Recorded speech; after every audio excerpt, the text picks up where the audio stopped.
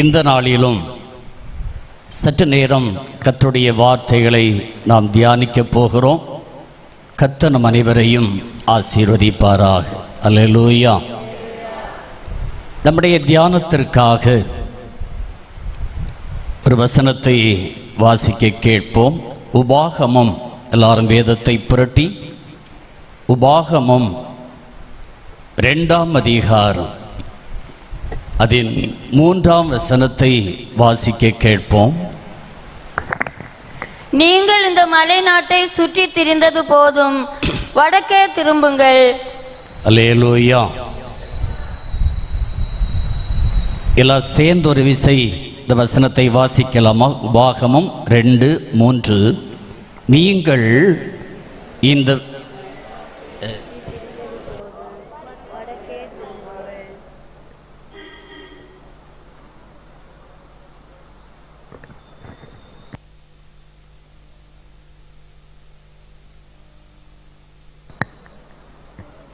கர்த்தருடைய நாமம் மகிமைப்படுவதாக. இந்த வசனத்தில் நாம் படிக்கிறோம், நீங்கள் இந்த மலை நாட்டை சுற்றி திரிந்தது போதும், வடக்கே திரும்புங்கள் என்று பார்க்கிறோம். இந்த மாலை வேளையிலே வடக்கே திரும்புங்கள், டர்ன் நார்த்வர்ட் என்று சொல்லுகிற வார்த்தையை உங்களுக்கு செய்தியாக எடுத்துக்கொள்ள விரும்புகிறேன். வடக்கு என்று சொல்லும்போது நமக்கு தெரியும், உலகத்திலே 4 திசைகள் இருக்கின்றது. வடக்கு, தெற்கு, கிழக்கு, மேற்கு என்று எல்லாருக்கும் தெரிந்த ஒன்று. இப்போது கர்த்தர் மோசேயும் அதை இஸ்ரவேல் ஜனங்களையும் பார்த்து சொன்ன வார்த்தை தான் இது, வடக்கே திரும்புங்கள் என்பதாக.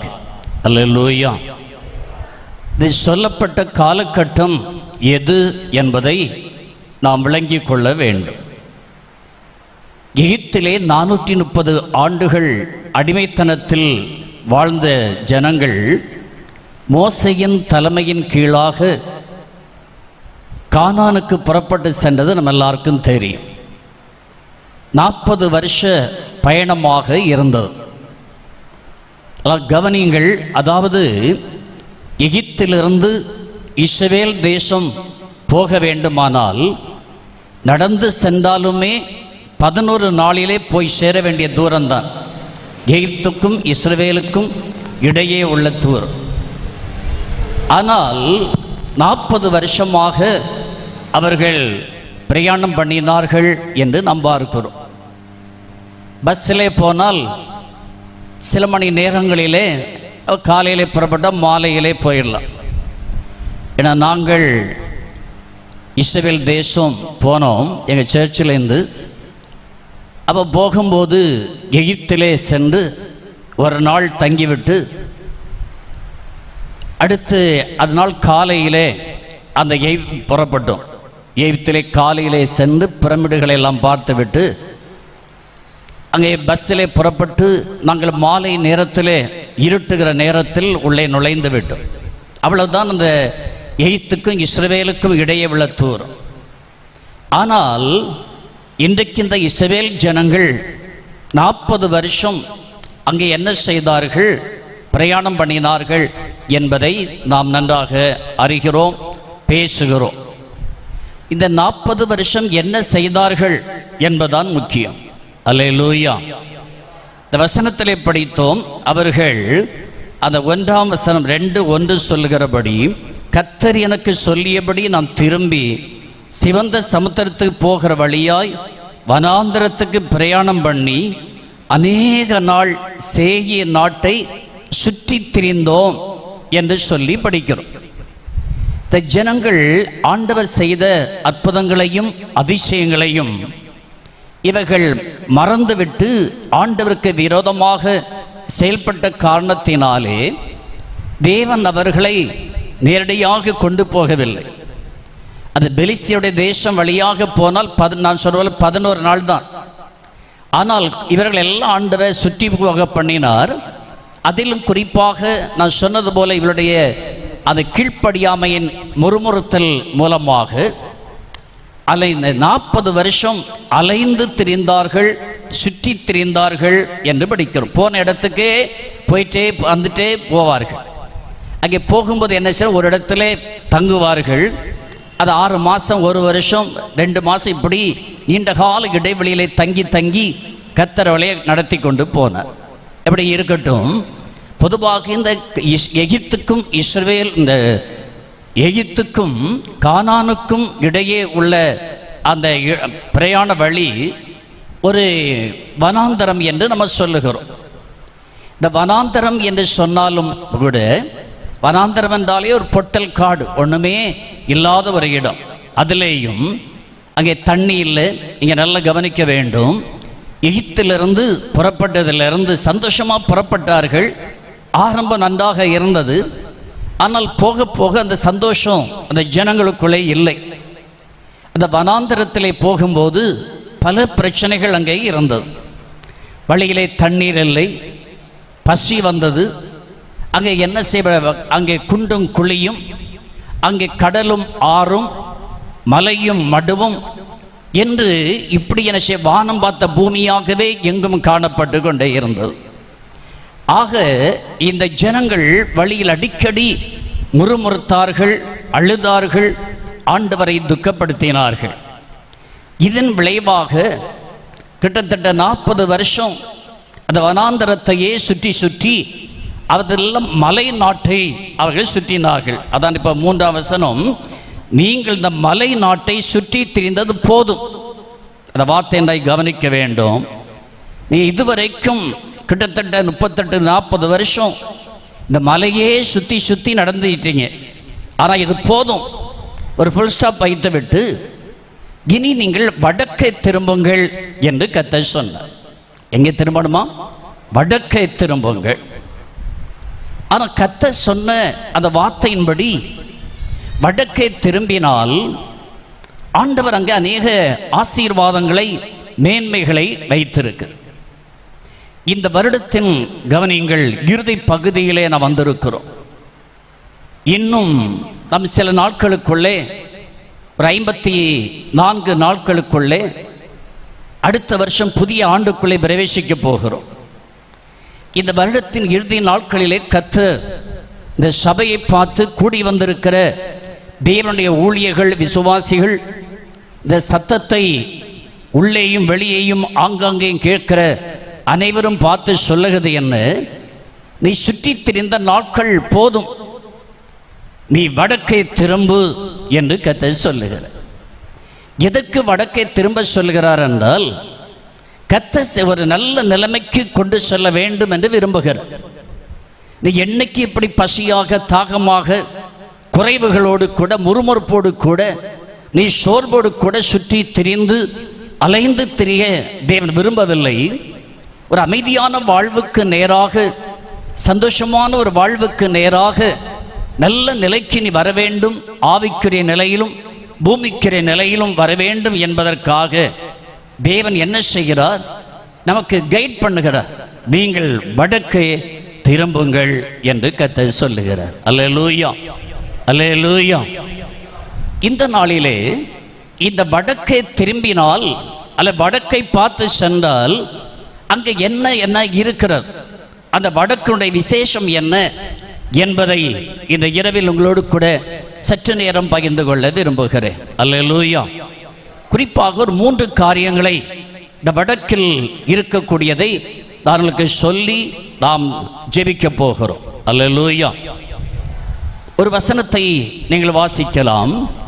யோபின் புஸ்தகம் 37ஆம் அதிகாரம்.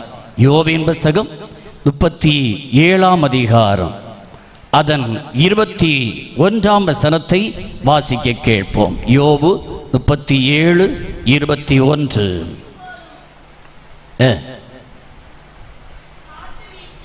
இப்போதும் காற்று வீசி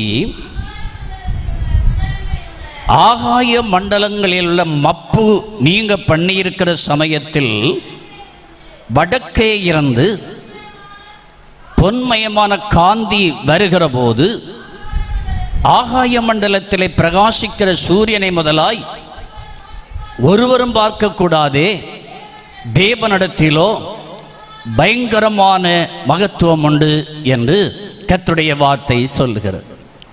இந்த வேத வசனத்தை நீங்கள் கவனிக்கும் போது, இங்கே படிக்கும்போது உங்களுக்கு அவ்வளவு விளங்காது எல்லாருக்கும். அதில் பல வார்த்தைகள் அதில் இருக்கின்றது. இப்போது உங்களுக்கு விளங்குகிற முறையில் சில வார்த்தைகளை சொல்லி கடந்து போகிறேன். 21ஆம் வசனத்தை கவனியுங்கள்.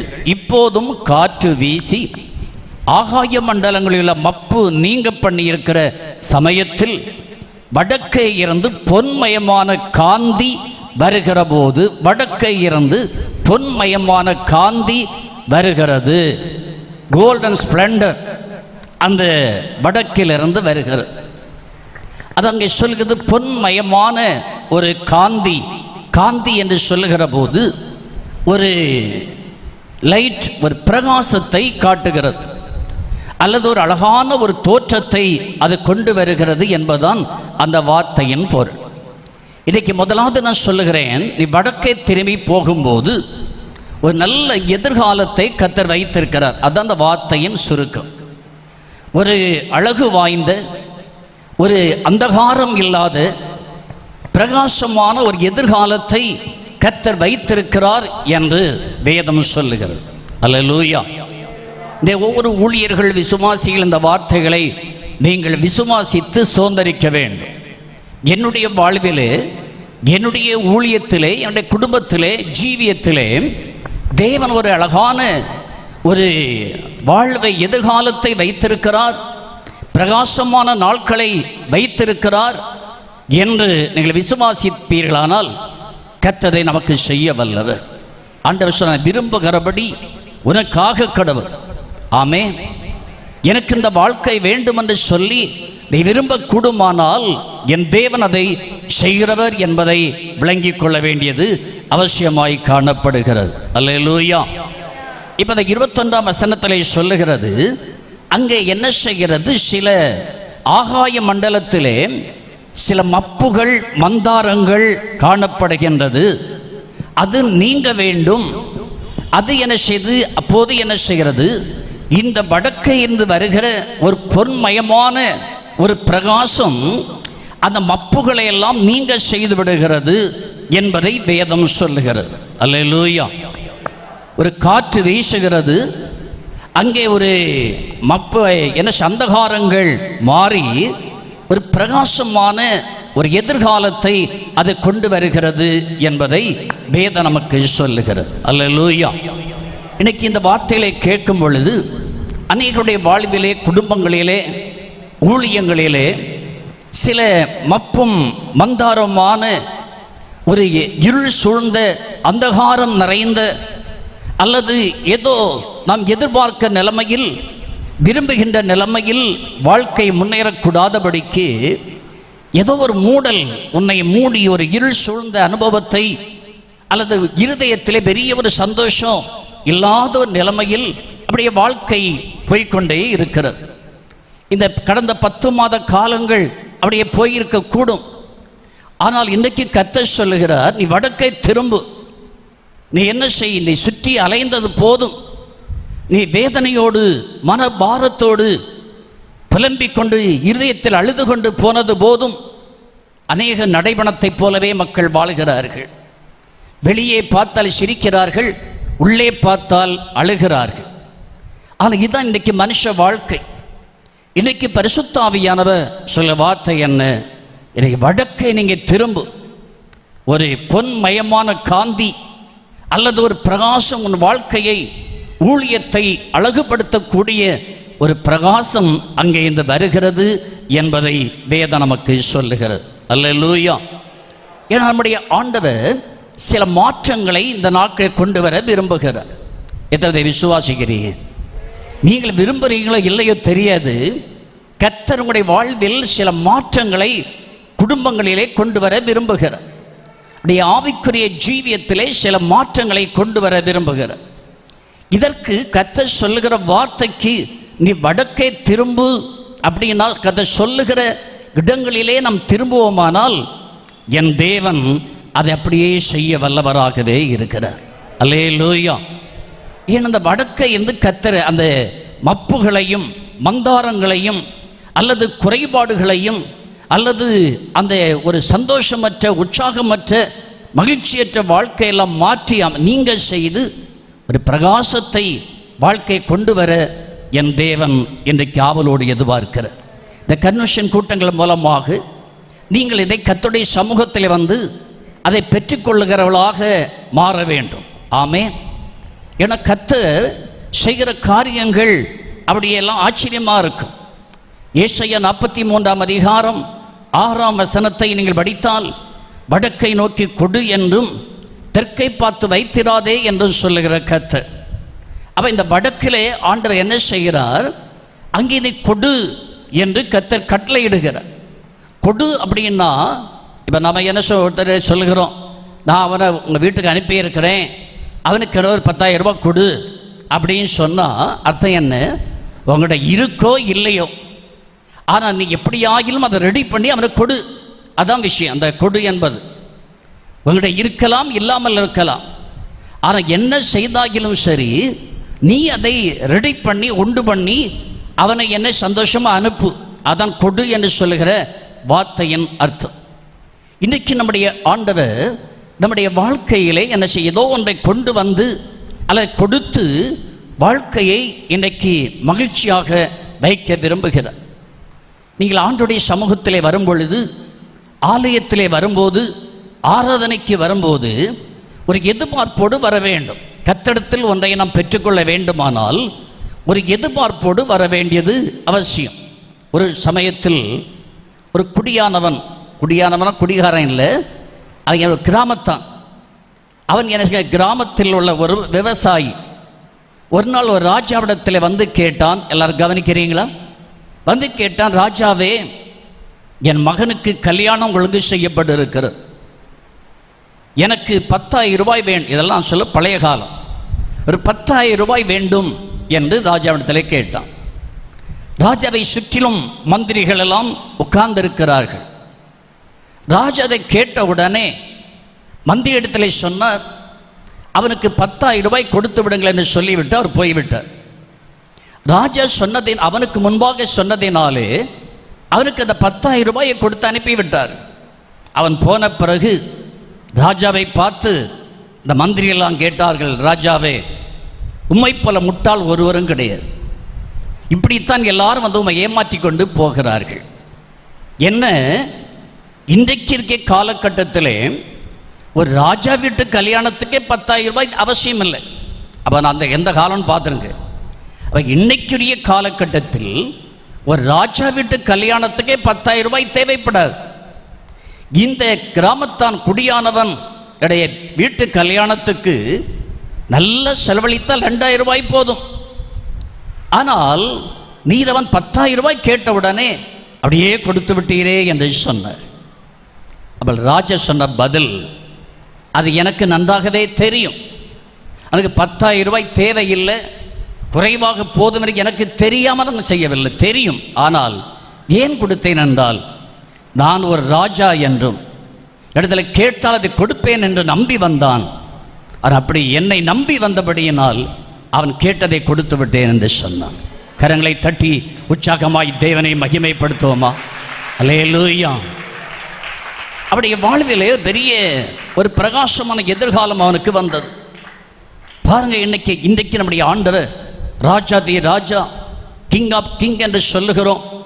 இந்த கர்த்தர் நம்முடைய மத்தியிலே கடந்து வந்திருக்கிறார். ஒரு எதிர்பார்ப்போடு இன்றைக்கு வருவீர்களானால் சரீர பிரகாரமாகவும் ஆவிக்குரிய பிரகாரமாகவும் சிலவற்றை கர்த்தரிடத்திலே பெற்றுக்கொண்டு ஒரு பிரகாசமான எதிர்காலத்துக்குள்ளே நீங்கள் பிரவேசிக்க முடியும் என்பதை நான் உங்களுக்கு சொல்லிக் கொள்ளுகிறேன். அல்லேலூயா. நம்முடைய ஆண்டவர் அவர் எல்லாவற்றையும் அப்படியே மாற்றி அமைக்கிற ஒரு கர்த்தர். மப்பு மந்தாரங்கள், குறைவுகள், அங்கே வேதனைகள், பாரங்கள் எல்லாவற்றையும் மாற்றி அவர் என்ன செய்கிற அமைக்கிறவராக இந்த கன்வென்ஷன் கூட்டங்களிலே வர விரும்புகிறார். ஆமென். ஒரு மாற்றத்தை நீங்கள் பார்க்க வேண்டும். ஏன் அவர் செய்கிற காரியம் ஆச்சரியமாக இருக்கும். எங்கள் சபையிலே, நான் இருக்கிற சபையிலே ஒரு குடும்பம் இருக்கிறது. அந்த குடும்பம், அந்த சகோதரி அந்த காலத்தை நான் சொல்கிற காலமெல்லாம் ஒரு 45 வருஷத்துக்கு முன்னால் உள்ள சம்பவத்தை சொல்லுகிறேன். அது என்ன, இந்த கோயம்புத்தூர் பகுந்த வால்பாறை என்று நீங்கள் அநேகருக்கு தெரியும், கேள்விப்பட்டிருக்கேன். அங்கே இருந்து அந்த டீ எஸ்டேட்டில் வேலை செய்து கொண்டிருந்தார்கள். அப்போ நான் சொல்லுகின்ற சகோதரி, அவர்கள் கணவன் மனைவியாக கல்யாணமாகி அந்த வால்பாறை எஸ்டேட்டில் இருந்தார்கள். பல வருஷங்களாக குழந்தைகள் இல்லை. அப்போது என்ன செய்தது, வயிற்று, ஆனால் திடீரென்று பார்த்தால் வயிற்றுக்குள்ளே ஏதோ ஒன்று இருக்கிறது மாதிரி, அதை உருண்டது மாதிரி ஒரு கஷ்டமாக இருந்தது. அப்போ சில டாக்டர் போய் கன்சல்ட் பண்ணினார்கள். அப்போ டாக்டர் சொன்னார், உன் வயிற்றில் குழந்தை இல்லை, கட்டி இருக்கிறது, அதை ஆப்ரேஷன் பண்ணி எடுக்க வேண்டும் என்று. இப்படி என்ன செய்தாலும் ஒரு டாக்டர் மாத்திரமல்ல, பல டாக்டர்களே போய் பார்த்தால் எல்லாரும் கொடுத்த ஸ்டேட்மெண்ட் அதுதான், வயிற்றிலே குழந்தை இல்லை, கட்டி தான் இருக்கிறது, இதை உடனே ஆப்ரேஷன் பண்ண வேண்டும் என்று. ஆனால் அந்த சகோதரி என்ன சொன்னார்கள், அவளெல்லாம் அந்த காலத்தில் பேர் கிறிஸ்தவர்களாக இருந்த நாட்கள், இப்போ ஆவிக்குரியர்களாக இருக்கிறார்கள். அவங்க என்ன செய்தார்கள், என் சரீரத்தில் கத்தியை வைக்க நான் போக மாட்டேன், ஒரு மனுஷத்தில் கத்தி வைக்க கொடுக்க மாட்டேன். நான் ஆராதிக்கிற தேவன், நான் கும்பிடுகிற தேவன் இந்த கட்டியை குழந்தையாக மாற்ற முடியும். நான் எந்த டாக்டரிடத்திலும் என் சரீரத்தை கத்தி வைக்க கொடுக்க மாட்டேன் என்று எண்ணி அவர்கள் அன்றைக்கு இருந்த பக்தியின்படி ஜெபித்தார்கள். நடந்தது என்ன, நாட்கள் மாதங்கள் தாண்டினது. அந்த சகோதரி அப்படியே ஆகவே கன்சீவானதான் இருந்தார்கள். இறுதியிலே ஒரு குழந்தையை பெற்றெடுத்தார்கள், பெண் குழந்தையை பெற்றெடுத்தார்கள். அந்த குழந்தையின் வெயிட் 3/4 கிலோ, 750 கிராம் தான் வெயிட். எப்படி இருக்கும் பாருங்க. இன்னைக்கு 2.5 கிலோனாலே சில வருத்தப்படுறாங்க, ஐயா 3 கிலோ இருந்தால் நல்லா இருக்கும் இல்லையா அப்படின்னு. 200ன்னா 200 தான் இருக்கா, 2.5 இல்லையா, 3 இல்லையாங்கிறாங்க. அப்படிதான், உங்களுக்கு தெரியாத விஷயம் இல்லையே. ஆனால் அந்த அவள் பெற்ற குழந்தை இன்னைக்கு அதெல்லாம் உயிரோடு இருக்காங்க. ஓகே, இதை நான் சொல்லும்போதே சில எல்லாரும் கேட்டுக்கொண்டே இருப்பாங்க ஆன்லைனில். அவங்க என்ன செய்கிறார்கள், 3/4 கிலோ எடை தான் அந்த குழந்தை, பெண் குழந்தை. காலங்கள் கடந்து சென்றது. அந்த குழந்தை 3/4 கிலோ குழந்தை பிறந்து அது வளர்ந்து அது ஆளானது. ஒரு காலகட்டம் வந்தபோது அதை பார்த்தால் ஒரு சப் இன்ஸ்பெக்டர் மாதிரி அவருடைய ஹைட்டு வெயிட் ஒரு 80-85 கிலோ வெயிட்டுக்கு அந்த சகோதரி. இன்றைக்கி எங்கள் சர்ச்சில் தான் இருக்காங்க. அதுக்கு கல்யாணமாகி 2 ஆண் பிள்ளைகளை பெற்று அந்த பசங்களும் பெரிய ஆளாக ஆகிட்டாங்க. இன்றைக்கி உயிரோடைய சந்தோஷமாக இருக்குது. அந்த தாயும் இருக்குது, மகளும் இருக்குது, பெற்ற பிள்ளைகளும் இருக்குது. எல்லாமே இந்த சபையில் தான் வர்றாங்க. ஏன் இதை சொல்கிறேன், நீ ஆராதிக்கிற தேவன் உனக்கு ஒரு எதிர்காலத்தை கொடுப்பதற்கு, வாழ்க்கையில் சில மாற்றங்களை கொண்டு வருவதற்கு உலகம் சொல்லலாம், மனிதர்கள் சொல்லலாம், அறிவு ஒன்றை சொல்லலாம். அது என்னவாக இருந்தாலும் நீ ஆராதிக்கிற தேவன் உண்மையாய் கர்த்தரை ஆராதிப்பீர்களானால், இதயத்தோடு கர்த்தரை சேவிப்பீர்களானால், உன்னுடைய இருதயத்தில் கர்த்தர் மேல் அன்பு செலுத்தி உண்மையாய் இருப்போம் என்று சொன்னால், என் தேவனாகிய கர்த்தர் உன் வாழ்க்கை இதல்ல இதை காட்டிலும் பெரிதானவளை செய்ய என் தேவன் வல்லமை உண்டு. உன் வாழ்க்கையில் எல்லா மப்பு மந்தாரங்களையும், எல்லா இருள் சூழ்ந்த நிலைமைகளையும், எல்லா வேதனையான காரியங்களையும், எல்லாருடைய குறைவுகளையும் மாற்றி அமைத்து ஒரு பிரகாசமான எதிர்காலத்தை கர்த்தர் உண்டு பண்ணுகிறது. எத்தனை விசுவாசிக்கிறீர்கள்? கரங்களை தட்டி உற்சாகமாய் தேவனை மகிமைப்படுத்துவோம். அல்லேலூயா, அல்லேலூயா. உம்மால் ஆகாத காரியம் ஒன்றுமில்லை, உம்மால் ஆகாத காரியம் ஒன்றுமில்லை. உம்மால் நல்ல கரங்களை தட்டி பாடுவோம். ஒன்றுமில்லை, எல்லாமே உம்மாலாகும். அல்லேலூயா, எல்லாமே உம்மாலாகும். ஆகும் எல்லாமா. நல்ல கரங்களை தட்டி பாடுங்களா. தான் எல்லாம் ஆகும், ஆகும். எல்லாம் அந்த பாட்டு தெரியாதா? வாயை மூடி வச்சிருக்கிறதெல்லாம் நல்ல கரங்கள் தட்டு. ஆகும். உம்மால் ஆகாத காரியம் ஒன்றுமில்லை. உம்மால் ஆகாத காரியம் ஒன்றுமில்லை. ஆகாத காரியம் ஒன்றுமில்லை. எல்லாமே உம்மாலாகும். அல்லேலூயா. எல்லாமே உம்மாலாகும். எல்லாமாகும். உம்மாலேதான் எல்லாம். எல்லாம் சொல்லுங்க. ஆகும். எல்லாமாகும். உம்மாலேதான் எல்லாமாகும். ஆகும்.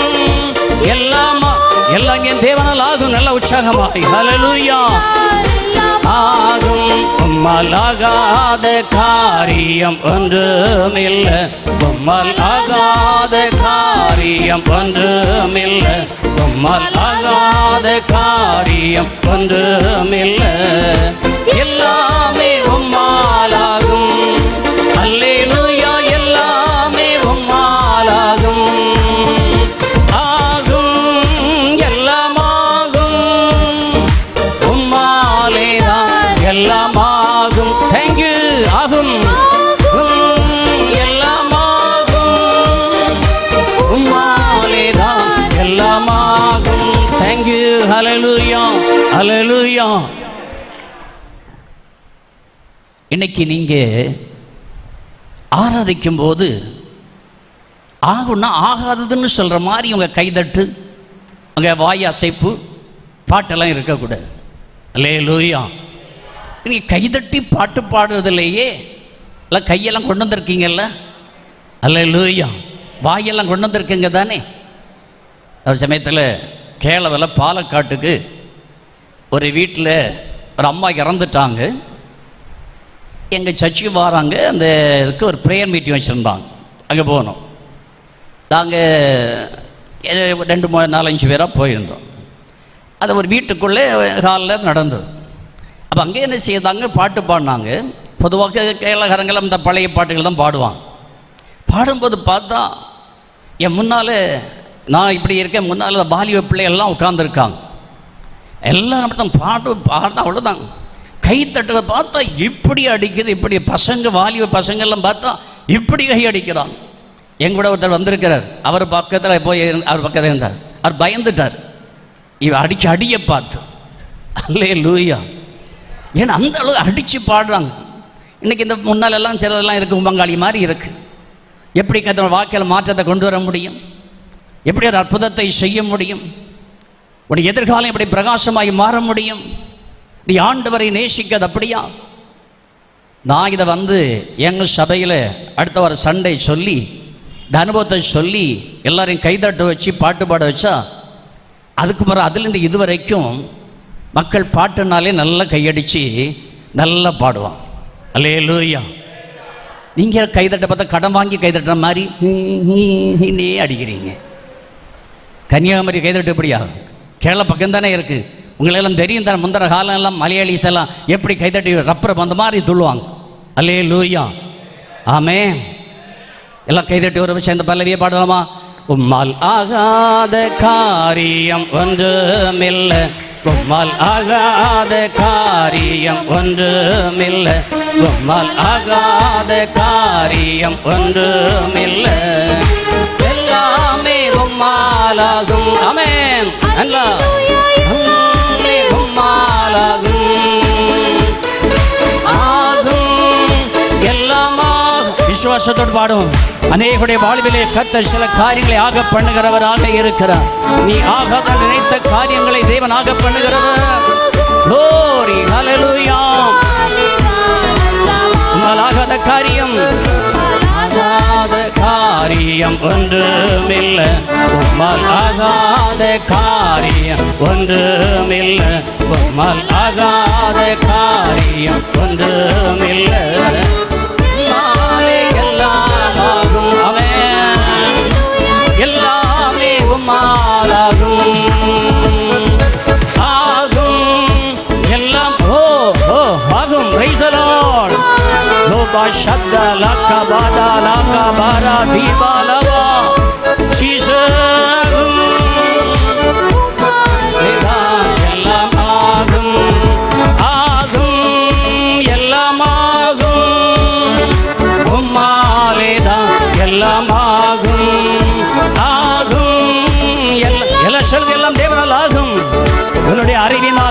மனுஷனால் முடியாது, டாக்டரால் முடியாதது எல்லாமே தேவனால் ஆகும். ஹல்லேலூயா. ஓ பிரைஸ் தி லார்ட். வல்லமை, தேவனுடைய வல்லமை இறங்கட்டும், தேவனுடைய வல்லமை, தேவ வல்லமை இறங்கட்டும், தேவ வல்லமை இறங்கட்டும். ஹல்லேலூயா.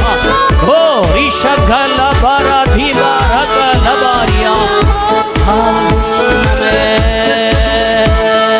ஹல்லேலூயா, ஹல்லேலூயா, ஹல்லேலூயா. இந்த கைதட்டு பாட்டு பாடு ஒழியக்கூடாது. இன்னைக்கு மட்டுமல்ல, உங்கள் சபைகளிலே எங்கே பார்த்தாலும் நீங்கள் ஆண்டவரை நல்லா ஆராதிக்க பழக வேண்டும். ஆமென்.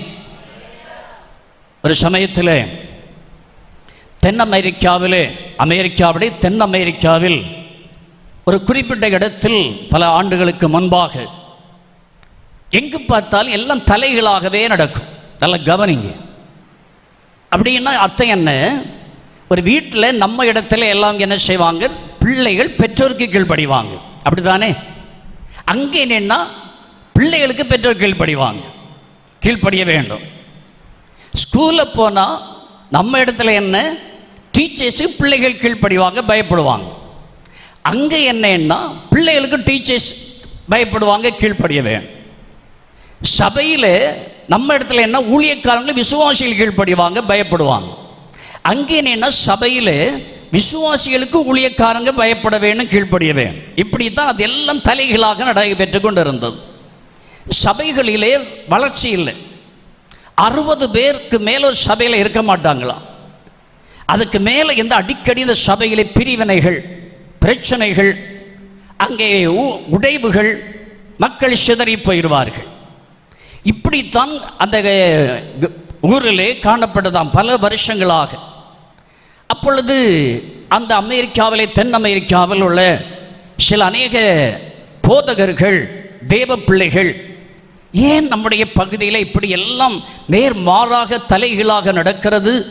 எங்கு பார்த்தாலும் பிரச்சனைகள், குடும்பங்களிலே பிரச்சனைகள், சபைகளிலே பிரிவினைகள், வாழ்விலே சந்தோஷம் இல்லையே, எல்லாம் இப்படி நேர்மாறாக இருப்பதற்கு காரணம் என்ன என்று சொல்லி அப்படியே 5-6 பேர் சேர்ந்து ஒரு ஹெலிகாப்டரில் மேலாக சுற்றி அந்த எல்லாம் மேலே பார்த்தார்கள். எல்லாம் தேசத்தில் என்ன இருக்குது, எப்படி நடக்குன்னு அப்படியே சுற்றி அந்த ஹெலிகாப்டரை சுற்றி கொண்டே இருக்கும் பொழுது கவனியுங்கள், ஒரு இடத்தில் ஒரு அண்டர் கிரவுண்டில் இந்த பிசாசின் ஆவிகள், பல விக்கிரக கிரியைகள் அந்த இடத்துக்குள்ளே அண்டர் கிரவுண்டிலே நடைபெற்று கொண்டிருந்ததாம். அங்கே அநேக யாகம் பண்ணி பூஜை பண்ணி இப்படி இந்த ஆவிகள் அங்கே கட்டி வைத்திருந்தார்களாம். இதனுடைய கிரியைகள் என்ன செய்தது? அவ்விதமாக எல்லாவற்றையும் தலைகீழாகவே மாற்றிக்கொண்டே இருந்தது. இதை பார்த்துவிட்டு அவள் எல்லாரும் மறுபடி கீழே இறங்கி வந்தார்கள். தேவனுடைய அநேக தேவ பிள்ளைகள் ஒன்று சேர்ந்தார்கள். அந்த குறிப்பிட்ட இடத்தை சுற்றி நின்று நல்ல ஆவியிலே நிறைந்து கரங்களை தட்டி நல்ல பாட்டு பாடி ஜெபிக்க ஆரம்பித்தார்கள். அந்த ஆவிகளை நல்ல அபிஷேகத்தை நிறைந்து ஜெபித்து ஆவிகளை எரித்து போட்டார்கள். அங்கே என்ன நடந்தது? பெரிய ஒரு விடுதலை அங்கே உண்டாயிற்று. நல்ல கவனியுங்கள். இதற்கு பின்பு பார்த்தால் 60 பேர் இந்த சபை 600 6000 என்று மாற்றப்பட்டது. குடும்பங்கள் இந்த பிரச்சனைகள் விலகினது, போராட்டங்கள் மாறினது, அநேக தோல்விகள் வெற்றியாக மாறினது. பெரிய மாற்றத்தை கண்டு கொண்டார்கள். எதை விசுவாசிக்கிறீங்க? இன்றைக்கு ஆண்டவர் இதைத்தான் சொல்லுகிறார். ஒரு வாழ்விலே மப்பு மந்தாரங்கள் எல்லாம், அந்தகாரங்கள் எல்லாம் சூழ்ந்திருக்கிற இந்த நாட்களிலே உன்னுடைய குடும்பத்திலே வாழ்விலே இன்றைக்கு வடக்க இருந்து ஒரு பொன்மயமான காந்தி வந்து உன்னை பிரகாசிக்க பண்ணுகிறது. ஒரு தெய்வீக வல்லமை இன்றைக்கு கடந்து வர வேண்டும். எனக்கு வார்த்தைகளை கேட்கும் போதே உனக்குள்ள ஒரு தேவ வல்லமை இறங்கட்டும், தேவ அபிஷேகம் இறங்கி வருவதாக. ரீகாலாபா சந்தூராபா. நல்ல கரங்களை தட்டி தேவ சமூகத்திலே வாய்களை திறந்து ஆண்டவரை மகிமைப்படுத்துங்கள். ஹல்லேலூயா, ஹல்லேலூயா, ஹல்லேலூயா. கர்த்தர் நல்லவர், தேவன் நல்லவர், தேவன் நல்லவர், தேவன் நல்லவர். ஆமென், ஹல்லேலூயா. இந்த நாட்களிலே கர்த்தர் எல்லாவற்றையும் மாற்றி அமைக்கிற கர்த்தர். யோசித்து வர குடும்பத்தில் சில காரியங்கள் தலைகளாக நடக்கா, உங்களுடைய ஊழியத்திலே தலைகளாக காரியங்கள் நடக்கா, நீ விரும்பாதவைகள் தான் நடந்து கொண்டு இருக்கிறதா? இப்படியே அந்த ஒரு மப்பு மந்தாரங்களால் அந்தகாரத்தினால் மூடியிருக்கிற ஊழியங்களிலே ஆவியினுடைய பலத்த கிரியை கடந்து வரட்டும். ஊழியக்காரர் இன்றைக்கு நல்ல நீ சுற்றி ஆவிகளை திறந்து அந்நிய பாஷைகளை நல்ல பேசி ஜெபித்து அந்த ஆவிகளை எரித்து சாம்பலாக்க வேண்டும். இந்த கட்டுகளை உடைக்க வேண்டும். விசுவாசிகள் ஆவிகளை நிறைந்து கூடி ஜெபித்து கட்டுகளை உடைத்து நீ ஜெயமெடுக்க வேண்டியது அவசியமாயிருக்கிறது. ஆமென். அல்லேலூயா, அல்லேலூயா. நல்ல கரங்களை தட்டி உற்சாகமாக இந்த ராத்திரி வேளையிலே ஆண்டவரை மகிமைப்படுத்துவோம். அல்லேலூயா, அல்லேலூயா, அல்லேலூயா. தேவாவி எல்லார் மேலும் வந்து இறங்கட்டும். தேவாவி எல்லார் மேலும் வந்து இறங்கட்டும். அபிஷேக வல்லமை வந்து இறங்கட்டும். ஹல்லேலூயா. ஓரப ஷபலபர தீமாரப கம்தர தீபரப ரிதலப ஷதுரியால பூதல கமௌத்தியாரப. வல்லமை, தேவ வல்லமை, தேவனுடைய வல்லமை இறங்கட்டும். ஆமென். அல்லேலூயா. பொழிந்திடும் வல்லமை, உன்னதத்தின் வல்லமை, ஆவியின் வல்லமை, அக்கினியின் வல்லமை பொழிந்திடும். நல்ல உற்சாகமாய் ஹல்லேலூயா. அக்கினியின் வல்லமை பொழிந்திடும் வல்லமை, உன்னதத்தின் வல்லமை, ஆவியின் வல்லமை, அக்கினியின் வல்லமை ஊற்றப்பட வேண்டுமே. உன்னதத்தின் ஆவி உயிர்ப்பிக்க வேண்டும் எம்மை தேவா. மாரியாக அன்று பொழிந்திட்ட ஆவியை பின்மாரியாக என்று பொழிந்திடுமே. ஊற்றப்பட இடமெல்லாம் தேவட ஆவியானது இறங்குவார், அசைவாடுவாராக. குடும்பங்களுக்குள்ளே, ஊழிய ஸ்தலங்களுக்குள்ளே. ஆமென். தேவாயும்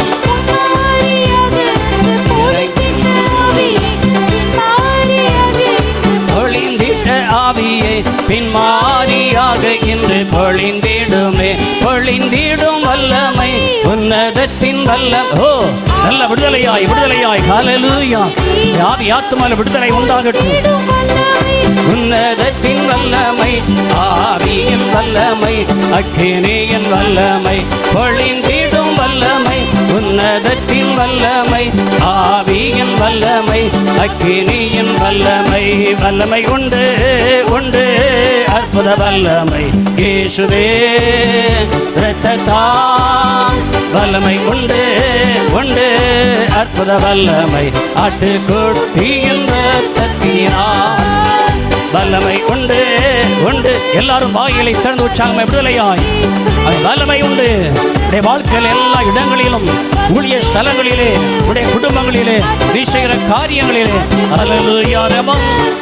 நான் பொழிந்திடும் வல்லமை, உன்னதத்தின் வல்லமை, ஆவியின் வல்லமை, அக்கினியின் வல்லமை பொழிந்திடும் வல்லமை, உன்னதத்தின் வல்லமை, ஆவியின் வல்லமை, அக்கினியின் வல்லமை பொழிந்திடும் வல்லமை, உன்னதத்தின் வல்லமை, ஆவியின் வல்லமை, அக்கினியின் வல்லமை பொழிந்திடும் வல்லமை, உன்னத வல்லமை, வல்லமை, அக்கினியின் வல்லமை பொழிந்திடும்.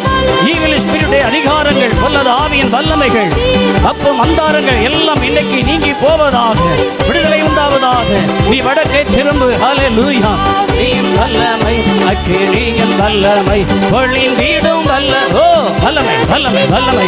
ஓ ரபா ஷபா லக்கா பாரா தீபா ரபா ராதா லூராபா ரீதா லபா ஷந்தா ரக்கா பத்து நியாலபோ ரீதா லபா ஷத்துர கந்தர தீமா ரபூதலபா. வல்லமை, வல்லமையினால் தேவ வல்லமை, தேவ வல்லமை இறங்கட்டும். தேவனுடைய வல்லமை இறங்கட்டும். தேவனுடைய வல்லமை இறங்கட்டும். தேவனுடைய வல்லமை இறங்கட்டும். தேவனுடைய வல்லமை இறங்கட்டும். தேவனுடைய வல்லமை இறங்கட்டும். ஹல்லேலூயா, ஹல்லேலூயா. ஓ, ஓ, ஓ, ரீஷா பா பா பா பா பா பா பா. வல்லமையின் ஆவிய, வல்லமையின் ஆவியானது, வல்லமையின் ஆவியான, வல்லமையின் ஆவியானது, வல்லமையின் ஆவிய, வல்லமையின் ஆவிய, வல்லமையின் ஆவிய பலமாய், பலமாய், பலமாய். பக்கா லகா ராதா லதா ரீதா லபா ரீதா லபா. ஹல்லேலூயா, ஹல்லேலூயா, ஹல்லேலூயா. ஆமென். ஹல்லேலூயா. இந்த முதல் நாளிலே கர்த்தருடைய ஆவியான விடுதலை கொண்டு வருவாராக. இந்த கூட்டங்களில் ஒரு பெரிய அறுவடையை காணப்போகிறீர்கள். ஒரு தேவ பிரசன்னம் இறங்கி வரட்டும்.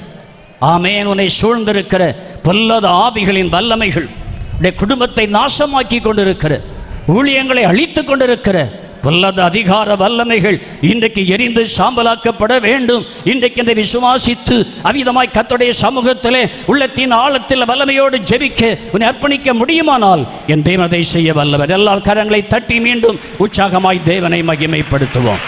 அல்லேலூயா, அல்லேலூயா, அல்லேலூயா, அல்லேலூயா. கர்த்தர் நல்லவர். அதாவது நல்ல கவனிங்க, இந்த முதல் நாள் கொஞ்சம் எல்லாம் அப்படியே ஒரு மாதிரி டல் அந்த மாதிரி இருந்து, அதனால் ஆவியானவர் இன்றைக்கு உங்களை கொஞ்சம் இந்த முதல் நாளிலே தட்டி எழுப்ப விரும்புகிறார். அல்லேலூயா. நம்முடைய சபைகள் கன்வென்ஷன் கூட்டம்னா சும்மா அப்படியே பாட்டி வடை சுட்ட மாதிரி ஒரு கைதட்டு தட்டி ஒரு பாட்டு பாடி ஒரு அல்லேலூயா போட்டு அப்படியே போகாம நல்ல ஃபயராக கொஞ்சம் நமக்குள்ள இருக்கிற அபிஷேகம் சும்மா இருக்கக்கூடாது. அவன் நம்ம எரிந்து கொண்டே இருக்க வேண்டும். அல்லேலூயா. அப்படின்னா உனக்குள்ளே நான் சொல்ல, உனக்குள்ளே இருக்கிற அபிஷேகம் சரியா இருக்குமானா நீ எந்த பிரச்சனையும் ஈஸியா ஜெயித்தரலாமே. அல்லேலூயா. ஒரு காலத்தில் இருந்த ஆதி விசுவாசிகள் பரிசுத்தவான்கள் அவ்வளவு தேவனுடைய ஆவியில் நிறைந்த அக்கினியாய் இருந்தபடியினாலே வருகிற அத்தனை போராட்டங்களையும் பிரச்சனைகளையும் ஈஸியாக ஜெயித்தார்கள், விடுதலை பெற்றார்கள், அற்புதங்களை கண்டார்கள். அல்லேலூயா. உங்களை சில காரியங்களை சொல்லி அப்படியே கொஞ்சம் உற்சாகப்படுத்தி முதல் நாள் விட விரும்புகிறேன். ஆவியானவர் அப்படியே நான் கொண்டு போகிறேன். இந்த பெத்தேல்புரம் நம்ம சர்ச் இருக்கு பாருங்க. உங்கள் பாஸ்டர் ஆபிரகாம் ஜோசப் கொஞ்சம் முன்னால் அங்கே இருந்த காலம். நான் அந்த சபையில் ஒரு 6 வருஷம் ஊழியம் செய்தேன். அதாவது ஒரு 39 வருஷத்துக்கு முன்னால் 6 வருஷம் அங்கே ஊழியம் செய்தேன். அப்போ அந்த சபையில் அநேக பெண்கள் தான் அதிகமாக வருவாங்க அந்த நாட்களில். அப்போ அதில் கமலம் என்று பெயர் பெற்ற 6 சகோதரிகள் உண்டு. எத்தனை சொல்லுங்க சத்தமா? 6. அந்த நான் நாளைக்கு இதை வந்தால் பார்த்துட்டு சொல்லணும்னு நினச்சேன். ஆனால் ஆவியானவர் இன்றைக்கே உங்களை சொல்லி கொஞ்சம் உற்சாகப்படுத்தணும்னு விரும்புகிறேன். அந்த கமலத்துக்கு பொதுவாக இந்த ஊர்கள் எல்லாம் தெரியும் தானே, ஒவ்வொரு ஆளுக்கும் ஒரு எஸ்டர் பெயர் சேர்த்து சொல்லுவாங்க. அப்போ 6 கமலத்தில் ஒரு கமலத்துக்கு 6-7 பிள்ளைகள் உண்டு. அதுக்கு என்ன செய்வாங்க, பிள்ளைக்குட்டி கமலம்பாங்க. ஒரு ஆள் அடையாளம் சொல்கிறது. இப்போ நான் சொல்கிற கமலத்துக்கு இதெல்லாம் அந்த சபையில் இருந்தது. நான் சொல்கிற கமலத்துக்கு பேர் அல்லேலூயா கமலம். ஏன் அல்லேலூயா கமலம்னா நல்லா கவனிங்க. அந்த கமலத்துக்கு கல்யாணமாகி அதுக்கும் ஒரு 6 எல்லாமே பொம்பளை பிள்ளை, வருஷத்துக்கு ஒரு பிள்ளை. எல்லாம் அந்த ஊரில் சொல்ல இந்த நார்பட்டியில் பிடிச்சி அடுக்கி வச்சலாம் அந்த காலத்தில். அந்த வயசு பிள்ளைகள் எல்லாம் அப்படியே சின்ன சின்ன குட்டி பிள்ளைகள். அப்படி என்ன செய்கிற இப்படி இருக்கிற நேரத்தில் இதுக்கு படிப்பறிவெல்லாம் அவ்வளோ கிடையாது, பைபிளெல்லாம் படிக்க தெரியாது. அதுக்கு என்ன செய்யும், சும்மா நல்ல ஆண்டவரை நேசிக்க ரட்சிக்கப்பட்டு நல்ல அபிஷேகம் பெற்று ஆண்டவரை ஆராதிக்க நேசிக்கும்.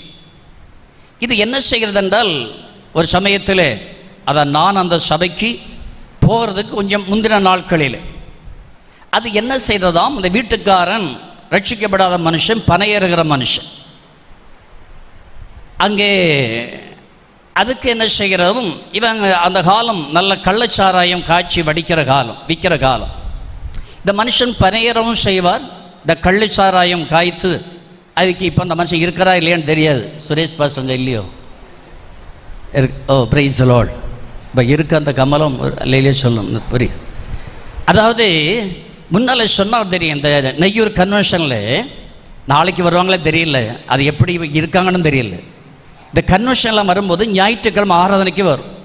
அங்கே சபைக்கு வந்தாலும் அப்படி தான். ஏன்னா அந்த பனைமரத்தில் அப்போ அந்த காலெல்லாம் இந்த ஹானெல்லாம் கட்டி அடிக்கிற காலம் இது. அங்கே இந்த சத்தம் கேட்ட உடனே வீட்டிலேருந்து அப்படியே பைபிள் எடுத்து ஓடும். வீட்டுக்காரன் குடிகாரன் அடிகாரன் அது கொடுக்குற அடியெல்லாம் வாங்கிடும், பிள்ளைகளையும் போட்டுட்டு வந்துடும். ஓடி வரும். வந்து இந்த சர்ச்சில் இந்த ஓரத்தில் தான் இருக்கும். இங்கே நெய்யூர் கன்வென்ஷன் பழைய ஆட்கள் இங்கே பார்த்துருப்பீங்க. அப்போ என்ன செய்கிறது, இந்த கன்வென்ஷன் நடக்கிற நேரத்தில் அது அந்த ஓரத்தில் தான் உட்கார்ந்து இப்போ நான் பிரசம் பண்ணுறேன் அந்த நேரத்தில் நீங்கள் எல்லாம் உட்கார்ந்து கேட்குறீங்க. அது எல்லாம் நான் சொல்லதெல்லாம் கேட்காது, நெடு முழங்கால போடும். அந்த முக்காடை தூக்கி அப்படியே இழுத்து மூஞ்செல்லாம் முடியும் போட்டுக்கிட்டு அதே நிச்சயம் நல்லா அந்நிய பாஷை அல்லே லூயா ஹாய் பூயின்னு சொல்லிகிட்டே இருக்கும். அது ஏன்னா வசனம் அந்த பைபிள் அந்த படிப்பறிவு கம்மி, அதனால இந்த வசனம் எல்லாம் கேட்கக்கூடிய அறிவில்லை. அவன் இது என்ன செய்யும், இப்படியே பண்ணிக்கிட்டே இருக்கும். அதை இப்போ நான் பார்த்துக்க, இப்போ இந்த கனெக்ஷன்லாம் வரதில்லை, எனக்கு தெரியல, எனக்கு அது இருக்கிறாங்களா இல்லையா என்னெல்லாம் தெரியாது. அப்போது நான் என்ன செய்கிறேன்னா, அந்த சகோதரி ஒரு நாள் இந்த வீட்டுக்கார கள்ளச்சாரையும் காட்சி விடிக்கிறான்னு குளச்சல் நம்ம பக்கத்து குளச்சல் போலீஸ் ஸ்டேஷனுக்கு கம்ப்ளைண்ட் போய் அங்கே ஸ்டேஷனில் ஜீப் எடுத்துட்டு போலீஸ் வந்துச்சு. இந்த போலீஸ் வரதை பார்த்து யாரோ இந்த மனுஷன் சொல்லிடுறேன், டே போலீஸ் வருது ஓடிக்கிற அப்படின்னு. அவன் எல்லாம் சட்டி பானையெல்லாம் போட்டுட்டு அந்த மனுஷன் ஓடிட்டு எஸ்கேப் ஆகிட்டு. எல்லாம் தேடி பார்த்தாங்க, ஆளை காணல. நிறைய வீட்டுக்கு வந்தால் இந்த சகோதரி மட்டும் வீட்டில் இருக்குது. அந்த குழந்தை செல்லது வீட்டில் இருக்குது, 1-2 செல்ல குழந்தை பக்கத்து ஸ்கூலுக்கு போயிடுச்சு, எல்லாம் சின்ன குழந்தைய பார்த்தாங்க. கேட்டால் வீட்டுக்காரங்க தெரியாது. கடைசியில் பார்த்தா இந்த சகோதரியை பிடிச்சி ஜீப்பில் வண்டியில் ஏற்றி ஸ்டேஷனுக்கு கொண்டு போனாங்க. ஏன்னா இதை கொண்டு போனால் தான் அவன் வருவான் அப்படின்ட்டு கொண்டு போனாங்க. இது அப்படியே வண்டியில் ஏறி உள்ள தள்ளி சோத்திரம் அப்படியே முணங்கிட்டு இருந்து நேராக ஸ்டேஷனுக்கு. ஏன்னா பெத்தேவில் அதுக்கு ஒரு 6-7 கிலோமீட்டர் இருக்குமா, ஒரு 6-7 கிலோமீட்டர் இருக்கும் இல்லையா, அவ்வளோ தூரம் தான் இருக்கும். அப்போ இது என்ன அங்கே போய் அந்த ஹாலில் உட்கார வச்சாங்க. அதில் மூலையில் போய் உட்காந்து அங்கே போய் உட்காரு அப்படின்னு வச்சாங்க. இந்த சகோதரியும் போய் உட்கார்ந்து கடைசியில் அவங்க இன்ஸ்பெக்டர் தான் போலீஸ்காரன் எல்லாம் அவங்க வேலையை பார்க்குறாங்க. இது எனக்கு நேரம் உட்கார்ந்து பார்த்து இதை கண்ட்ரோல் பண்ணவே முடியல. யாரை வருவாங்கன்னு பார்த்தா யாரும் வரல, யாருக்கும் தெரியாது வரல. அந்த போலீஸ் ஸ்டேஷனில் அது இருந்த இடத்துல அப்படி நெடு முழங்கால் போட்டு, அது வழக்கமாக போடுற முக்காடு அப்படியே இழுத்து போட்டு அல்லே லூயா பிரைஸ் தி லார்ட் ஆச்சி பூச்சி நஞ்சார் அந்நிய பாஷை கையெல்லாம் அடிச்சு ஐயே லூயான்னு இப்படி அடிச்சு பேசு. அந்த இன்ஸ்பெக்டருக்கு அந்நிய பாஷையும் தெரியாது, அந்நிய பாஷையும் தெரியாது, அது என் நல்ல பாஷையும் தெரியாது, அவர் என்னன்னே தெரியாது. அவன் உடனே என்ன செய்கிறானா, இந்த போலீஸ்காரனை பார்த்து அப்படின்றான். இந்த சகோதரி ஒரு பக்கங்க அந்நிய பாஷையும் பேசி அல்லையிலே சொல்லுது, அரக்கணை இங்கே என்ன நடக்குன்னு அதையும் கவனிக்குது. இந்த போலீஸ்காரன் என்ன சொல்கிறான், சம்திங் ராங், அங்கே என்ன அது ஏதோ பிரச்சனையா, இது அங்கே தூக்கி கொண்டு வந்தீங்க, பிடிச்சு கொண்டு வந்தீங்க, என்ன போ செல் வீட்டு போ செல்லு. அவன் போலீஸ்காரன் தலையை எழுந்து போ ஓடி போ வீட்டுக்கு. இந்த சகோதரி ஆண்டவரே கோடா கோடி சோத்திரம் சரி ஓடி 10 காசு கையில் கிடையாது, அப்படியே நடந்து குளச்சலேருந்து பெத்தையில் சேனங்களை வீடு வரைக்கும் நடந்து ஓடி வந்து 10 பைசா செலவில்லைங்க. ஒரு அரசியல்வாதி இறக்கம்னு போயில, குடும்பத்தார் போயில, அப்பா அம்மா தாத்தா அண்ணன் மச்சான் ஒருத்தரும் போகல, ஒருத்தரும் தேவைப்படல. இப்போ நான் என்ன சொன்னேன், இது எது நடத்தின, எது செய்தது, எது செய்தது? இந்த கமலம் செய்ததில்லை, கமலத்துக்குள்ளே இருக்கிற ஆவியானது, ஆவி அதான் அபிஷேகம். இன்னைக்கு அபிஷேகம் என்ன செய்யுது? இனியே கொஞ்சம் சூடு சொன்ன வருமா பாபம் உங்களுக்கு? அல்லேலூயா அல்லேலூயா. அவ என்ன செய்கிறது? இன்னைக்கு நம்மெல்லாம் அபிஷேகம் சொல்ல நல்ல துள்ள வீட்டுக்குள்ள இதுக்குள்ள கடந்துக்கிட்டு 4 சோறுக்குள்ள கடந்து துள்ளுறோம். அல்லேலூயா. ஆனால் அபிஷேகம் எப்படி இருக்கு பாருங்க. இதன் கட்டுக்கதையா சொல்ல, உங்க ஊர்ல நம்ம இடத்துல நான் இருந்த இடத்துல இதை உண்மை சம்பவம், இதெல்லாம் கதையெல்லாம் கிடையாது. எனக்கு சௌதரி இருக்கானும் தெரியாது, இல்லையானும் தெரியாது. ஆகவே கர்த்தர் பாருங்க, எனக்கு நான் பல இடத்துல சொல்லி சாட்சியாக சொல்லுவேன். நம்ம இன்னைக்கு படிச்சிருக்கோம், நல்ல சாப்பாடு இருக்குது, அறிவு இருக்குது, ரொம்ப ஸ்டைலாக கைதட்டுறோம், ஸ்டைலாக பாட்டு பாடுறோம், உடம்பு அசைஞ்சிடக்கூடாது, முக்காடு நழுவிடக்கூடாது, அப்படியே இரும்பு துண்டை மாதிரி கல்லுருண்டை மாதிரி உட்கார்ந்துருக்காங்க. வாயை திறந்து தோத்திரம் பண்ணி அபிஷேகத்தில் நிரம்பி நீ செயல்படுங்களா. ஆவியானவர் பாருங்க உன்னை எவ்வளோ ரெக்கமெண்ட் பண்ணுற பாருங்க. 10 காசு செலவு என்ன இன்னைக்கு எவ்வளோ பணம் செலவு பண்ணும், அவனை பாரு இவனை பாரு, அவன் போனான் இவன் போனான், ஜாமியை கூப்பிட்டு எவ்வளோ என்ன பிரச்சனை, ஒரு பிரச்சனை ஆவியானவர் அழகாக நடத்தி கொண்டு வந்துட்டார். ஆமே. நல்ல கரங்களை தட்டி கர்த்தரை மகிமைப்படுத்துங்களா. அல்லேலூயா. இந்த கைதட்டு போதுமா உங்களுக்கு? மனசு திருப்தியா இருக்கா? Praise the Lord. அல்லேலூயா. அல்லேலூயா அல்லேலூயா அல்லேலூயா அல்லேலூயா அல்லேலூயா அல்லேலூயா. நன்றி நன்றி நன்றி. ஆமென். ஜெய கிறிஸ்து முன் செல்கிறார். ஜெய போடு நல்ல கரங்கள் தட்டி ஹல்லேலூயா. ஜெய கிறிஸ்து முன் செல்கிறார், ஜெயமாக நடத்திடுவார். ஜெய கீதங்கள் நாம் பாடி ஜெய கொடியும் ஏற்றிடுவோம். ஜெயம் அல்லேலூயா அவர் நாமத்திற்கு, ஜெயம் அல்லேலூயா அவர் நாமத்திற்கு. ஜெய கிறிஸ்து. நல்ல உற்சாகமாய் ஹல்லேலூயா. நமக்கு முன்பாக ஜெய கிறிஸ்துவை கர்த்தர் ஜெயமாய் நடத்துவாராக. ஹல்லேலூயா. ஜெயமாக நடத்திடுவார். ஜெய கீதங்கள் நாம் பாடி ஜெய கொடியும் ஏற்றிடுவோம். ஜெயம் அல்லேலூயா அவர் நாமத்திற்கு, ஜெயம் அல்லேலூயா அவர் நாமத்திற்கு. ஜெய கிறிஸ்து முன் செல்கிறான். ஆமென். நிச்சயமாய் கதடத்தடும். ஹல்லேலூயா. ஓ பிரைஸ் தி லார்ட்.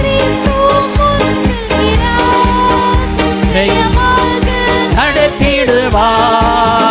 ஜெய கீதங்கள் நாம் பாடியே ஜெய கொடியும் ஏற்றிடுவோம்.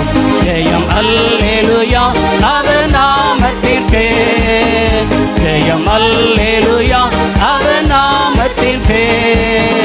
சத்ருவின் கோட்டை தகர்ந்தொழிய சத்தியம் நித்தியம் நிலைத்தோ.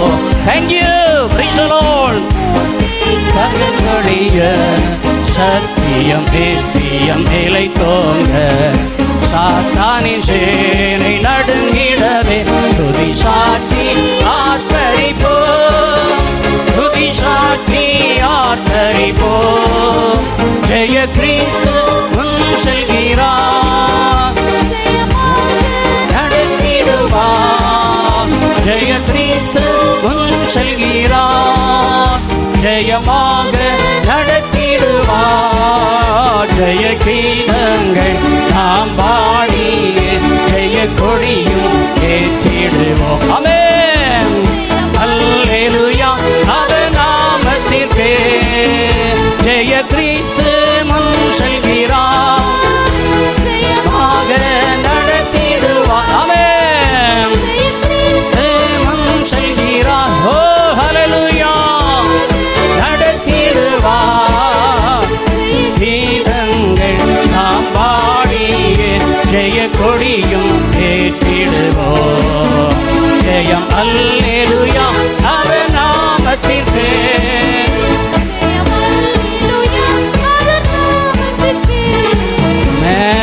ஹல்லேலூயா ஹல்லேலூயா. கர்த்தர் தொடர்ந்து நம்மை ஆசீர்வதிப்பாராக. இரண்டாவதாக ஏன் கர்த்தர் வடக்கே திரும்புங்கள் என்றார்? வடக்கில் என்ன இருக்கிறது? உபாகமம் 3ஆம் அதிகாரம். எல்லாரும் புரட்டுங்கள். உபாகமம் 3ஆம் அதிகாரம் 4ஆம் வசனம். அக்காலத்திலே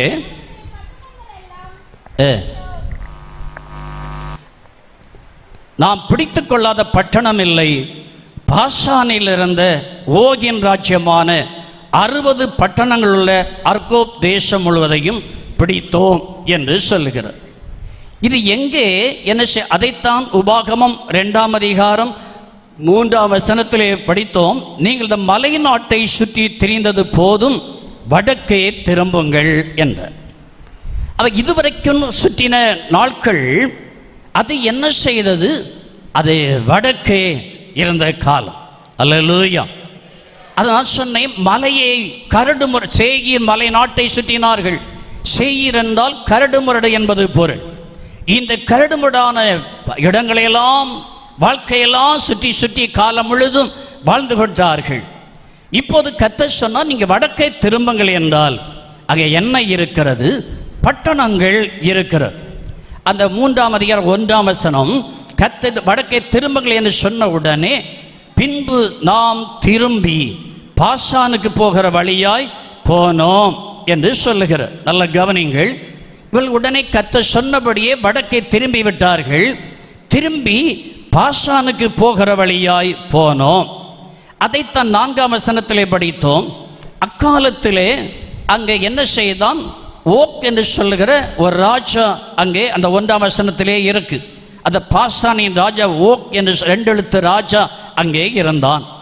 4ஆம் வசனத்தில் அவனுடைய பட்டணங்கள் எல்லாம் பிடித்தோம், அவனிடத்தில் நாம் பிடித்து கொள்ளாத பட்டணம் இல்லை. பாசானிலிருந்து ஓகின் ராஜ்யமான 60 பட்டணங்கள் உள்ள தேசம் முழுவதையும் பிடித்தோம். இங்கே நம்ம படிக்க இப்போ பாருங்க, என்ன இருக்கு? வடக்கிலே பட்டணங்கள் இருக்கிறது. அது என்ன பட்டணங்கள் என்று சொன்னால், நீ இதுவரைக்கும் வாழ்ந்த இடம் மலைநாடு, சேயீர் மலை, அது கரடு முரடானது. இப்போ இங்கே இல்லை, சமமான பட்டணங்களை ஆண்டவர் வைத்திருக்கிறார். அல்லேலூயா. அதை நீங்கள் படிக்கிற பொழுது அது எப்படிப்பட்ட பட்டணம் என்றால் 13ஆம் வசனம் சொல்கிறது, கிளையாத்தின் மற்ற பங்கையும் ஓகின் ராஜ்யமா இந்த பாசான் முழுவதையும் மனாசேயின் பாதி கோத்திரத்துக்கு கொடுத்ததும் அன்றி ராட்சத தேசம் எண்ணப்பட்ட பாசானுக்குள்ளான ஆர்கோப் சீமையாவையும் கொடுத்தேன். இந்த நல்ல கவனி, வடக்கே இருக்கிற பட்டணங்கள் அந்த ஓக் என்று சொல்லுகிறவன் மற்றும் என்ன அவன் அங்கே இருக்கிறான். அங்கே 2 கொடிய ராஜாக்கள், சீஹோன், எஸ்போனின் ராஜாவாகிய சீஹோன், அது 2ஆம் அதிகாரத்திலே படிக்கிறோம். அவன் எஸ்போனின் ராஜாவை சீஹோன், பாசானின் ராஜாவாகிய ஓக். இந்த 2 பேரும் இந்த இஸ்ரவேலருடைய யாத்திரையிலே தடுத்தவர்கள். இவருடைய கரங்களிலே நல்ல பட்டணங்களை, தேசத்தை வைத்திருக்கிறார்கள். அங்கே சொல்லுகிறது, பாசானுக்குள்ளான ராட்சத தேசம் எண்ணப்பட்ட, அந்த ராட்சத தேசம், அந்த வார்த்தை மொழிபெயர்ப்பு சரியாக என்னன்னா, அது ராட்சதருடைய தேசத்தை கர்த்தர் கொடுத்தேன். ராட்சதர்கள், அதை நீங்கள் 2ஆம் வசனத்தில் அதிகாரத்தில் படிக்கும்போது, உபாகமம் 2ஆம் அதிகாரம் 20ஆம் வசனம், அதுவும் ராட்சதருடைய தேசமாக எண்ணப்பட்டது. அப்படியானால் ராட்சத தேசம் என்று சொன்னாலும் தப்பில்லை, மிக செழிப்பான ஒரு தேசம். ராட்சதருடைய, அதாவது என்ன செய்து இந்த அரக்கர்கள், ஏனாக்கியர்கள், நல்ல ஹைட், வெயிட், கலர், சைஸ் எல்லாம் உள்ளவர்கள், பெரிய பெரிய ராஜாக்கள், கடுமையானவர்கள், திறமைசாலிகள், நல்ல யுத்தம் பண்ணக்கூடியவர்கள். நல்ல கவனிங்க, இந்த எதிரிகள், சத்துருக்கள் கையில் நல்ல பட்டணங்களை வைத்திருக்கிறார்கள். நாங்கள் வழங்கும்படி சுருக்கமாக சொல்கிறேன், நல்ல பட்டணங்களை வைத்திருக்கிறார். இவருடைய பட்டணங்களிலே தான் கீலேயாத் தேசம் இருக்கிறது, பாசான் தேசம் இருக்கிறது. ஆண்டவர் சொன்னார், அந்த 10ஆம் வசனத்திலே சமனான நாட்டின் 3:10 சமனான நாட்டின் எல்லா பட்டணங்களையும், கீலேயாத் முழுவதையும் தான் ஓகுடைய ராஜ்யத்தின் பட்டணங்கள் மட்டுமல்ல பாசான் முழுவதையும் பிடித்து விட்டோம் என்று சொல்லுகிறார். அப்படின்னா இந்த நான் விளங்கும்படி சுருக்கமாக சொல்லுகிறேன், இந்த பட்டணங்களிலே என்ன இருக்கிறது? கீலேயாத் இருக்கிறது, பாசான் இருக்கிறது. இதை நீங்கள் சுருக்கமாக விளங்கிக் கொள்ளுங்கள். பாசான் என்று சொன்னால், அந்த பாசானிலே 9 விதமான ஆசீர்வாதங்கள் இருக்கிறது. அதை உபாகமம் 32 புரட்ட வேண்டாம், 32ஆம் அதிகாரம் அது 13, 14 வருஷங்கள்லாம் வீட்டில் போய் பாருங்க. மாத்திரமல்ல, அந்த பாசான் என்பது நல்ல ஒரு மேய்ச்சல் தரை, புல்வெளி, நல்ல பயிர் நிலங்கள். அங்கே நல்ல பயிர் விளைகிறது. நல்ல புல்வெளியினாலே ஆடு மாடுகள் அங்கே வளர்ந்து கொழுத்த ஆடுகளாக வளரும். நல்ல பால் அங்கே கிடைக்கும், வெண்ணெய் கிடைக்கும். இப்படிப்பட்ட பல ஆசீர்வாதங்கள், 9 ஆசீர்வாதங்கள் அந்த பாசானுக்குள்ளே இருக்கிறது. எவ்வளோ உங்களுக்கு இதெல்லாம் சொல்லிக்க நேரம் போயிடுச்சு. ஆகவே அந்த கீலேயாத் என்று சொன்னால் உங்களுக்கு தெரியும், ஆண்டு வேதம் கீலேயாத்தில் பிசிந்தலம் இல்லையோ, அங்கே ரணவைத்திரி இல்லையோ, பின்ன ஏன் என் ஜனமாகிய குமாரத்தி சொஸ்தமடையாமல் போனாள் என்று வேதம் சொல்லுகிறது. அல்லேலூயா. அப்ப இன்னைக்கு என்ன செய்யப்படுகிறது? இந்த உன்னுடைய வாழ்விலே இன்றைக்கு நான் சொல்லுகிறேன், நீ வடக்கே திரும்பு. அப்படி எனக்கு இதுவரைக்கும் நீ இந்த நிலைமையில் இருக்காதங்க, கொஞ்சம் டேன் பண்ணுங்க. உடைய வாழ்க்கையிலே சில மாற்றத்தை கொண்டு வர விரும்புங்க. இந்த கன்வென்ஷன் கூட்டத்தின் மூலமாகிலும் இந்த முதல் நாளிலே ஒரு மாற்றத்தை வாழ்விலே கொண்டு வர நீங்கள் முயற்சி ஒப்புக்கொடுங்கள். கர்த்தருடைய கரத்திலே நான் இருக்கிற விதமாக இருக்க மாட்டேன். சும்மா சுற்றி தெரியலன்னு சொன்னால் என்ன? ஒரு நோக்கமே இல்லை, குறிக்கோளே இல்லை, வேலை வெட்டி இல்லாமல் சும்மா ஏனோதானு சுற்றியே தெரியாது. சரி சொல்லலாம் மாதிரி ஊதாரி மாதிரி சுற்றிக்கிட்டே இருக்க பாரு, ஒரு வேலைக்கும் போகிறதில்ல, ஒன்றும் கிடையாது, அங்கே சுற்றிக்கிட்டே நடக்கு. அப்படின்னா என்ன அர்த்தம்? ஒரு குறிக்கோளும் இல்லை, எதை பற்றிய அங்கே சிந்தனையும் இல்லை, நான் என்ன பண்ண போகிறேன் என்பது ஒரு நோக்கம் இல்லை, சும்மா அப்படியே இருக்கிறது. இன்னைக்கு கர்த்தர் அருமை சகோதரா, அருமை சகோதரி, ஊழியர்களுக்கும் விசுவாசிகளுக்கும் கர்த்தர் சொல்லுது என்ன? நீ இப்படி இருக்கக்கூடாது. சும்மா ஒரு நோக்கம் இல்லாமல், குறிக்கோள் இல்லாமல், ஒரு எதிர்பார்ப்பு இல்லாமல் இருக்கக்கூடாது. நீ மலையை சுத்தின போதும் போ, நீ பட்டணத்துக்குள்ளே போ. பட்டணத்தை வைத்து அதை என்ன செய்கிறான்? அந்த 3ஆம் அதிகாரம் அவருடைய 4ஆம் வசனம் கடைசியிலே ஓக்கின் ராஜ்யமான 60 பட்டணங்கள், ராட்சதருடைய பட்டணம், அழகான பட்டணம், 60 பட்டணங்கள் இருக்குது. அதெல்லாம் படிச்சிட்டோம். ஒரு பட்டணமே இல்லாமல் வரும் மலையை சுற்றினவர்களுக்கு கர்த்தர் சொல்லுகிற, நீ வடக்கே திரும்பு, உனக்கு 60 பட்டணம். அந்த பட்டணத்துக்குள்ளே எல்லா சந்தோஷம், எல்லா செழிப்பும் இருக்கு, பூமிக்குரிய செழிப்பும் இருக்கு, ஆவிக்குரிய செழிப்பும் இருக்கு, எல்லா நிறைவும் அங்கே இருக்கு. ஒரு கீலேயாத்தின் பிசிந்த தைலம் அங்கே இருக்கு. அங்கே ரெனவேட்டர் இருக்கிறார், உன்னை குணமாக்கக்கூடிய கர்த்தர் அங்கே இருக்கிறார். அல்லேலூயா, அல்லேலூயா. இன்னைக்கு உங்கள் வீட்டில், குடும்பத்தில், சபையில் இந்த கீலேயாத் இருக்க வேண்டும். குணமாக்கும் வல்லமை கிரியை செய்ய வேண்டும். எடுத்ததுக்கெல்லாம் டாக்டர் தேடி ஓடக்கூடாது, எடுத்ததுக்கெல்லாம் எவனோ ஊழியக்காரன் ஜோமனா தேடி போகக்கூடாது, எடுத்ததுக்கெல்லாம் தீக்கதரிசி ஓடி போகாது. ஓம் வீட்டுக்குள்ளே பிசின் தைலம் என்று சொன்னால் வெறும் வியாதிக்கல்ல, சகல பிரச்சனையிலிருந்து இருக்கக்கூடிய அந்த மருந்து தான் அந்த கீழே பிசின் தைலம் என்பது. அல்லேலூயா. சகல பிரச்சனைகளையும் மாற்றக்கூடியது. இன்றைக்கு அதன் வாழ்விலே கடந்து வர வேண்டும் என்று கர்த்தர் விரும்புகிறார். இதை இங்கே கேளுங்க. ஆண்டவரை, என்னுடைய குடும்பத்திலே, என்னுடைய ஊழியத்திலே நான் இப்படி எல்லாம் சும்மா சுற்றி பிரயோஜனமெல்லாம் ஜெபித்து ஒரு பலனும் இல்லை, எல்லோ பெரிய ஒரு சந்தோஷம் இல்லை, ஆவியிலும் எழும்ப முடியல, வியாதியிலும் சுகமாக முடியல, பல மாறி மாறி ஒன்று வந்து கொண்டே இருக்கு. இதெல்லாம் நான் பிரச்சனைக்கு ஒரு தீர்வு காண எனக்கு கீலேயாத் என்னுடைய வாழ்விலே வரட்டும், என் ஊழியத்தில் வரட்டும், சபையில் வரட்டும், குடும்பத்திலே வரட்டும். ஆமென். ஆண்டவர் செய்கிற காரியம், நம்முடைய ஆண்டவர் பரிகாரி. அவர் டாக்டர் நம்ம அநேகர் விரும்பதில்லை. கர்த்தர் என்ன சொன்னாலும் கேட்க மாட்டாங்க. எவனோ ஒரு டாக்டர் என்ன சொன்னால் அதுக்கு உடனே ஐயோ பயந்து பணத்தை கொண்டு கொடுக்குறாங்க. ஆனால் ஆண்டவர் அற்புதம் செய்து அது கொண்டு செய்ய மாட்டாங்க. நான் இருக்க சபையில் போன மாதம் ஒரு சகோதரி கல்யாணமான பிள்ளை, 2 பிள்ளை இருக்குது. அவர் ஆஃபீஸில் ஒர்க் பண்ணுறா, எங்கள் சண்டே ஸ்கூலில் டீச்சராக இருக்கிறா. அவளுக்கு கொஞ்ச நாளாக கவனிங்க, இந்த தொண்டையில் ஏதோ ஒரு என்னமோ இருந்து அடைக்கிற மாதிரி அப்படியே இருந்துச்சு. அது சரி பெருசாக நினைக்கல. நாள் போக போக அதுக்கு என்ன செய்யறது, தொண்டையிலேருந்து சத்தம் வராது, பேசினா பேச்சு சரியாக வெளியே வராது, சத்தம் என்னமோ போல கிருகிருன்னு இருக்கும். அப்போ கூட வேலை செய்கிற மற்றவங்கெல்லாம் பார்த்து சொன்னால், நீ இப்படி வச்சுட்டு இருக்காது, டாக்டர் போய் பாரு, தொண்டையில் என்னவோ இருக்குது, சம்திங் இருக்குது, நீ பாருன்னு. கடைசி நாள் ஆக ஆக அது இன்னும் அதிகமாக வரவே, அப்போது சில டாக்டர்ஸை போய் பார்க்க போன ஹாஸ்பிட்டலு. அவர்கள் சொன்னார்கள், தொண்டையில் கட்டி இருக்குது, இதை ஆப்ரேஷன் பண்ண வேண்டும் என்று. ஒரு டாக்டர்கிட்ட சொல்லி 2 டாக்டர்கிட்ட போய் 3 டாக்டர்கிட்ட போனார்கள். 3வது டாக்டர்னு சொல்லிட்டான், இது கட்டி பெருசாக இருக்குது, ஆப்ரேஷன் பண்ணணும், அட்மிட் ஆகணும், 80,000 ரூபாய் செலவாகும் என்று. இது நல்லா கவனிங்க, இது எப்பவுமே இல்லை, போன மாதம் ஆரம்பத்தில் நடந்த சம்பவம், போன மாதத்துக்கு முந்தின மாதம்னு நினைக்கிறேன். அவங்க என்ன செய்தது, அப்படியே வந்து ஞாயிற்றுக்கிழமை, நல்லா கவனி, இன்றைக்கி ஞாயிற்றுக்கிழமை வச்சுருங்க, நாளை மறுநாள் செவ்வாய்க்கிழமை அந்த ஹாஸ்பிட்டலில் அட்மிட் ஆக போக சொல்லியிருந்தாங்க. இந்த ஞாயிற்றுக்கிழமை அந்த பிள்ளை சர்ச்சுக்கு வந்து அவள் சண்டே ஸ்கூலெலாம் முடிச்சுட்டு அவள் வந்து ஜெபிக்க வந்தாள். பாஸ்டர், எனக்கு இந்த மாதிரி தொண்டையில் ஒரு பிரச்சனை இருக்குது, தான் டாக்டர்ஸை காட்டி 2-3 டாக்டர்ஸெல்லாம் பார்த்து எல்லாரும் ஆப்ரேஷன் பண்ணோன்ட்டாங்க, 80,000 ரூபா செலவாகும் ஆப்ரேஷன் பண்ண சொல்லி நாங்கள் செவ்வாய்க்கிழமை அட்மிட் பண்ண போகிறோம், ஒரு ஜோம் பண்ணி அனுப்புங்கன்னாங்க. அப்போ நானும் ஒரு ஜோம் பண்ணிட்டு, நீ போகல, உனக்கு எதுக்கு ஆப்ரேஷன், பேச வீட்டுக்கு போ அப்படின்னு சொல்லி சும்மா ஒரு உரிமையல் அதிகாரத்தில் சொல்லி அனுப்பும். செவ்வாய்க்கிழமை தாயார் எல்லாம் 2-3 பேராக புருஷங்காரன் எல்லாரும் சேர்ந்து 4 நாள் இந்த ஹாஸ்பிட்டலில் தங்கி இருப்பதற்குரிய எல்லா ட்ரெஸ்ஸு பாத்திரங்கள் தெரியும் தானே ஹாஸ்பிட்டலில் இருக்குது. ஏன்னா செவ்வாய்க்கிழமை அட்மிட் பண்ண சொல்லி செவ்வாயை போதுனா ஆப்ரேஷன் பண்ணுவாங்க.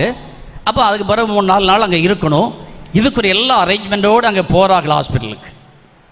அங்கே போய் அந்த சீஃப் டாக்டர் பார்த்து சொன்னாராம், நீங்கள் எதுக்கு வந்த அப்படின்னார். அப்போ அது சொல்லிச்சான், இல்லை என் தொண்டையில் இப்படி கட்டி இருக்குது, எனக்கு பேச்சு வரல, அதனால் இன்னைக்கு வந்து அட்மிட் பண்ண சொன்னாங்க ஆப்ரேஷன் பண்ணோன்னு. அப்போ சொன்னாங்க, இங்கே எங்கே இருக்கு உனக்கு கட்டி எங்கே இருக்குது அப்படின்னா. அப்போ இதில் டியூட்டி டாக்டர் எதுக்கு மேலே பார்த்த டாக்டர்ஸ் அந்த நர்சஸ் எல்லாம் வந்து சொன்னாங்க, இல்லை டாக்டர் தொண்டையில் பெரிய கட்டியிருந்து நாங்கள் எல்லாம் பார்த்தோம், நாங்கள் தான் வர சொன்னோம் அப்படின்னு. சரி நீ பார்க்க அன்னைக்கு இருந்து இன்னைக்கு எங்கே இருக்குது, என்ன இருக்குது, ஒன்றுமே காணோமே, நீ தேடியும் காணாதிருப்பாயின்ன மாதிரி ஒன்றையும் காணலையே. இந்த டாக்டர் சொல்லி இப்போ வீட்டுக்கு போமா, ஒன்றும் இல்லை, ஒரு டேப்லெட் கூட கொடுக்கல, ஒன்றுமே தேவையில்லை, ஒன்றும் இல்லை, போன்னு சொல்லி அனுப்பிட்டான். அல்லேலூயா, அல்லேலூயா. உன் தேவனுடைய எல்லைக்குள்ளே ஒரு கீழையாத்து இருக்குமானால் பிசின் தைலம் ரணவைத்தர் அங்கே இருக்கிறார். பாருங்க, ஒரு நாளையில் இந்த கட்டி எங்கே போச்சுன்னே தெரியாது. அல்லேலூயா. இன்னைக்கு ஒரு உயிருள்ள சாட்சியான இருக்கிறது. இதெல்லாம் கதைகள் இல்லை, இன்னைக்கும் கர்த்தர் செய்கிற. கர்த்தர் உங்களை கொண்டு செய்வாராக. உடைய ஜெபத்தை கர்த்தர் கேட்பாராக. நீ போகிற நாட்கள் சும்மா ஊர் உலகத்தெல்லாம் தேடி மனுஷனை பின்னால் நடக்காதங்க. இயேசு நோக்கி பாரு, விசுவாசிங்க. கர்த்தர் உனக்கு ஒரு கீழையாத்தாக, உனக்கு ஒரு பாசானாக எல்லாவற்றையும் இருக்க வல்லவர். உன் தேவைகளை சந்தி, உன வறட்சியை நீக்கி செழிப்பாய் மாற்றக்கூடியவர். அல்லேலூயா. கரங்களை தட்டி உற்சாகமாய் தேவனை மகிமைப்படுத்தலாம். அல்லேலூயா. ஆண்டோடைய வேதம் சொல்லுகிறது, பலத்த செய்கைகளை கண்ட பட்டணங்கள் என்று வேதம் சொல்லுகிறது. மத்தேயு 11:20 படிக்கிறோம். பலத்த செய்கைகளை கண்ட பட்டணங்கள்.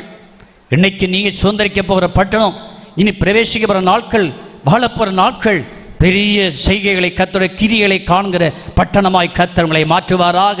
எத்தனை விசுவாசிக்கிறீர்கள்? எல்லாரும் மீண்டும் கரங்களை தட்டி தேவனை மகிமைப்படுத்துவோம். அல்லேலூயா, அல்லேலூயா. இந்த வார்த்தைகளை சத்தத்தை கேட்டுக்கொண்டே இருக்கும் போதே கர்த்தரின் இடத்துல வியாதியோடு நீ வந்திருப்பாயானால், வேதியோடு வந்திருப்பாயானால், தெய்வீக வல்லமை இறங்கி வந்து உன்னை குணப்படுத்த விரும்புகிறது. அல்லேலூயா. இதற்கு நிறைய கர்த்தர் அற்புதங்களை செய்கிறார். ஆண்டுடைய நாமத்தில் ஜெபிக்கும் போது வட இந்தியாவுக்கு போகிற அங்கே கர்த்தர் அற்புதங்களை செய்கிறார். இங்கே வந்தால் இங்கே செய்கிறார். ஜனங்கள் ஏளமாய் கடந்து வருகிறார்கள். நீ ஆண்டவருடைய சமூகத்திலே, உன் பட்டணத்துக்குள்ளே, ஊழியத்துக்குள்ளே, குடும்பத்துக்குள்ளே கீழையாத்து இருக்கட்டும். ஒரு பாசான் செழிப்புள்ள நாட்கள் இருக்கட்டும். கர்த்தர் தொடர்ந்து கிரியை செய்யட்டும். மூன்றாவதாக, நேரம் போனபடியினாலே 2 வார்த்தைகளை சொல்லி நான் முடிக்க விரும்புகிறேன். வடக்கில் என்ன இருக்கிறது? ஆமோஸ் தீர்க்க தரிசனம் 8ஆம் அதிகாரம். எல்லாரும் புரட்டுங்கள். ஆமோஸ் தீர்க்க தரிசனம் 8ஆம் அதிகாரம் 12ஆம் வசனம். அப்பொழுது அவர்கள் கர்த்தருடைய வசனத்தை தேட ஒரு சமுத்திரம் தொடங்கி மறு சமுத்திரம் மட்டும் வடதிசை தொடங்கி கீழ்த்திசை மட்டும் அலைந்து திரிந்தும் அதை கண்டடையாமற் போவார்கள். இந்த வசனத்தை நீங்கள் படிக்கும் பொழுது எல்லாரும் கவனிங்கள். ஆமோஸ் 9:12. அப்பொழுது அவர்கள் கர்த்தருடைய வசனத்தை தேட ஒரு சமுத்திரம் தொடங்கி மறு சமுத்திரம் வரைக்கும், அடுத்த வார்த்தை வடதிசை தொடங்கி கீழ்த்திசை மட்டும் என்று படிக்கிறோம். நான் இப்போ சொல்கிற வார்த்தை என்ன? வடக்கிலே என்ன இருக்கிறது? வடக்கிலே வசனம் இருக்கிறது. அல்லேலூயா. நான் சொன்னேன், வடக்கிலே உனக்கு பிரகாசமான எதிர்காலம், ஒரு மாற்றம் இருக்குன்னு சொன்னேன். 2வது, வடக்கில் என்ன இருக்கிறது? வடக்கிலே பட்டணங்கள் இருக்கிற, மலைநாடு அல்ல, பட்டணம் இருக்கிறது. 3வது, வடக்கிலே என்ன இருக்கிற? வசனம் இருக்கிறது. அல்லேலூயா. இன்றைக்கு நல்ல கவனியுங்கள். அனைவருடைய கையிலே இன்றைக்கு ஆவிக்குரிய உலகத்திலே, ஆவிக்குரிய வட்டாரங்களிலே கையில் என்ன செய்கிறது? வேதம் இருக்கு, ஆனால் உள்ளத்திலே வசனம் இல்லை, வாழ்க்கையில் வசனம் இல்லை. வேதம் இருக்கு, பைபிள் இருக்கு, 1க்கு 2 இருக்கு, 2க்கு 4 இருக்கு. வாழ்க்கையிலே இருதயத்திலே வசனம் இல்லையே. அப்படியானால் இன்றைக்கு நீ வசனத்தை நீங்கள் தேட வேண்டிய நாட்கள். அல்லேலூயா. இதை நாம் அதிகமாக சொல்ல உங்களுக்கு நேரம் அல்ல. நல்ல வேதத்தை நீங்கள் நல்ல வாசித்து நல்ல தியானம் பண்ணுங்க. ஒவ்வொருவரும் வசனத்துக்கும் நீங்கள் எல்லாம் இந்த கால பெந்தைக்கோஸ்து ட்ரெண்ட் என்ன ஆயிட்டேன்னா, சும்மா பாட்டு, மியூசிக், ஒரு ஆராதனை, இதுக்கு தான் இம்பார்ட்டன்ஸ் கொடுக்குறாங்க. இதுக்கு நேரங்களே செலவு பண்ணுவாங்க. வசனத்துக்கு என்ன செய்ய மாட்டாங்க, நேரத்தை கொடுக்க மாட்டாங்க. அதெல்லாம் கடைசியில் நான் போன மாதத்தில் கோயம்புத்தூரில் ஒரு பாஸ்டேஜ் ஃபெல்லோஷிப்பில் ஒரு ஆல்நைட் ப்ரேயருக்கு என்னை கூப்பிட்டாங்க. ஒரு இடத்துல ஒரு பாஸ்டேஜுக்கு நான் கம்மியாக கொடுக்க போயிருந்தேன். பெந்தைக்கோஸ்து பாஸ்டேஜ் 150 பேருக்கு நான் நம்ம முறைப்படி ஒரு கம்யூனியன் கொடுக்க போயிருந்தேன். அங்கே கொடுத்த ஒரு பிரசங்கத்தை கேட்டுவிட்டு ஒரு 4-5 போதர்கள் வந்து ஒரு நாள், பாஸ்டர் உங்கள் பிரசங்கம் எங்களுக்கு வேணும். எல்லோரும் இந்த காலம் என்னென்னமோ சொல்லிட்டு போகிறாங்க, இந்த சத்தியம் எங்களுக்கு வேணும், நீங்கள் எங்களுக்கு ஒரு ஆல்நைட் ப்ரேயருக்கு நாங்கள் எல்லாம் சேர்ந்து இடத்துல வர வேண்டும் என்று கேட்டு போன மாதம் கடைசி வெள்ளிக்கிழமை 25ஆம் தேதின்னு நினைக்கிறேன் நான் போனேன். அது போகிறதுக்கு முன்னால் என்னென்ன புரோக்கரம் இருக்குது அப்படின்னு சொல்லி, எப்போ தொடங்கி எப்போ முடியும் என்னென்ன இருக்குதுன்னு கேட்டோம். எப்போ அவங்க பிரசங்கத்தை கொடுப்பீங்கன்னு. அது 1:30 மணிக்கு நாங்கள் 9:30க்கு ஆரம்பித்து 1:30க்கு முடிச்சிடுவோம். உங்கள் கையில் 12க்கு 12:15க்கு கொடுத்துருவோம் அப்படின்னா பிரசங்கத்துக்கு. அப்போ நான் சொன்னேன், உள்ள தோல் துருத்தியெல்லாம் நீங்கள் முன்னால் வச்சு அதையும் இதையும் பண்ணிக்கிட்டு பாட்டு ஆட்டம் கொண்டாட்டம் எல்லாம் பண்ணிக்கிட்டு எல்லாரும் தூங்க போகிற நேரத்தில் பிரசங்கத்தை கொடுப்பீங்களா? கர்த்தருடைய வார்த்தைக்கு முதலாவது இடம் கொடு, தேவனுடைய வசனத்துக்கு முன்னால் கொடுங்க.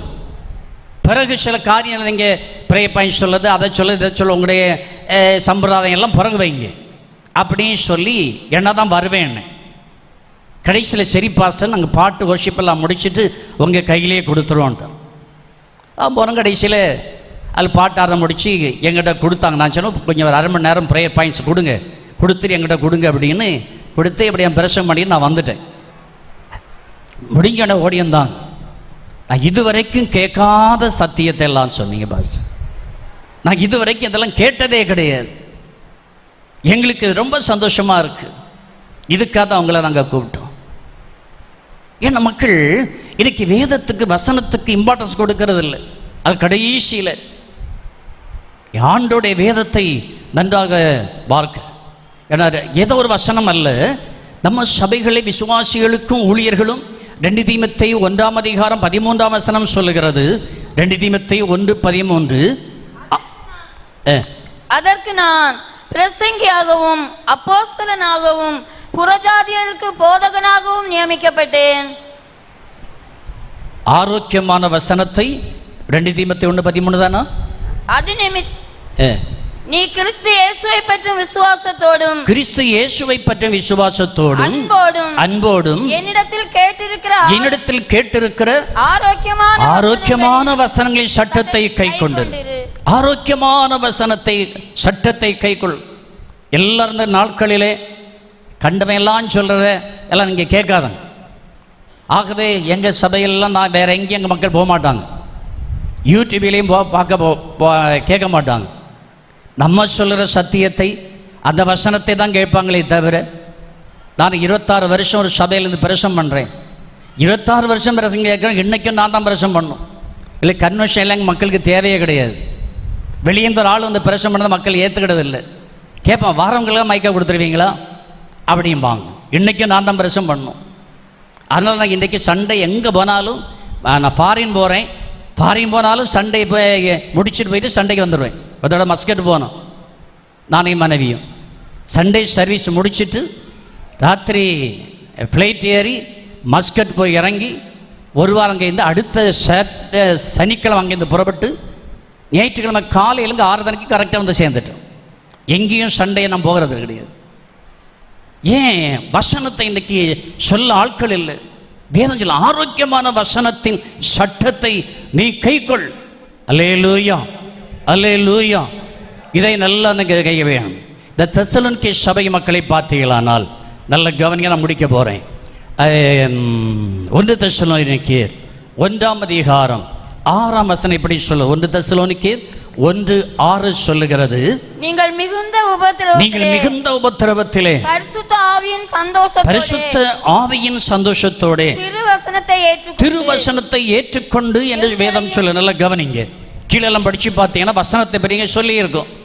நீங்கள் மிகுந்த உபத்திரவம் இந்த சபைக்கு, தெசலோனிக்கே சபைக்கு இருக்கிறது. ஆனால் இந்த உபத்திரவ நேரத்திலேயும் திருவசனத்தை ஏற்றுக்கொண்டார்கள். கட்டுக்கதைகள் எல்லாம் ஏற்றுக்கொள்ள விரும்பவில்லை, நல்ல திருவசனத்தை ஏற்றுக்கொண்டார்கள். என்ன ஏற்றுக்கொண்டார்கள்? பரிசுத்த ஆவியின் சந்தோஷத்தோடு அந்த வசனத்தை ஏற்றுக்கொண்டார்கள்.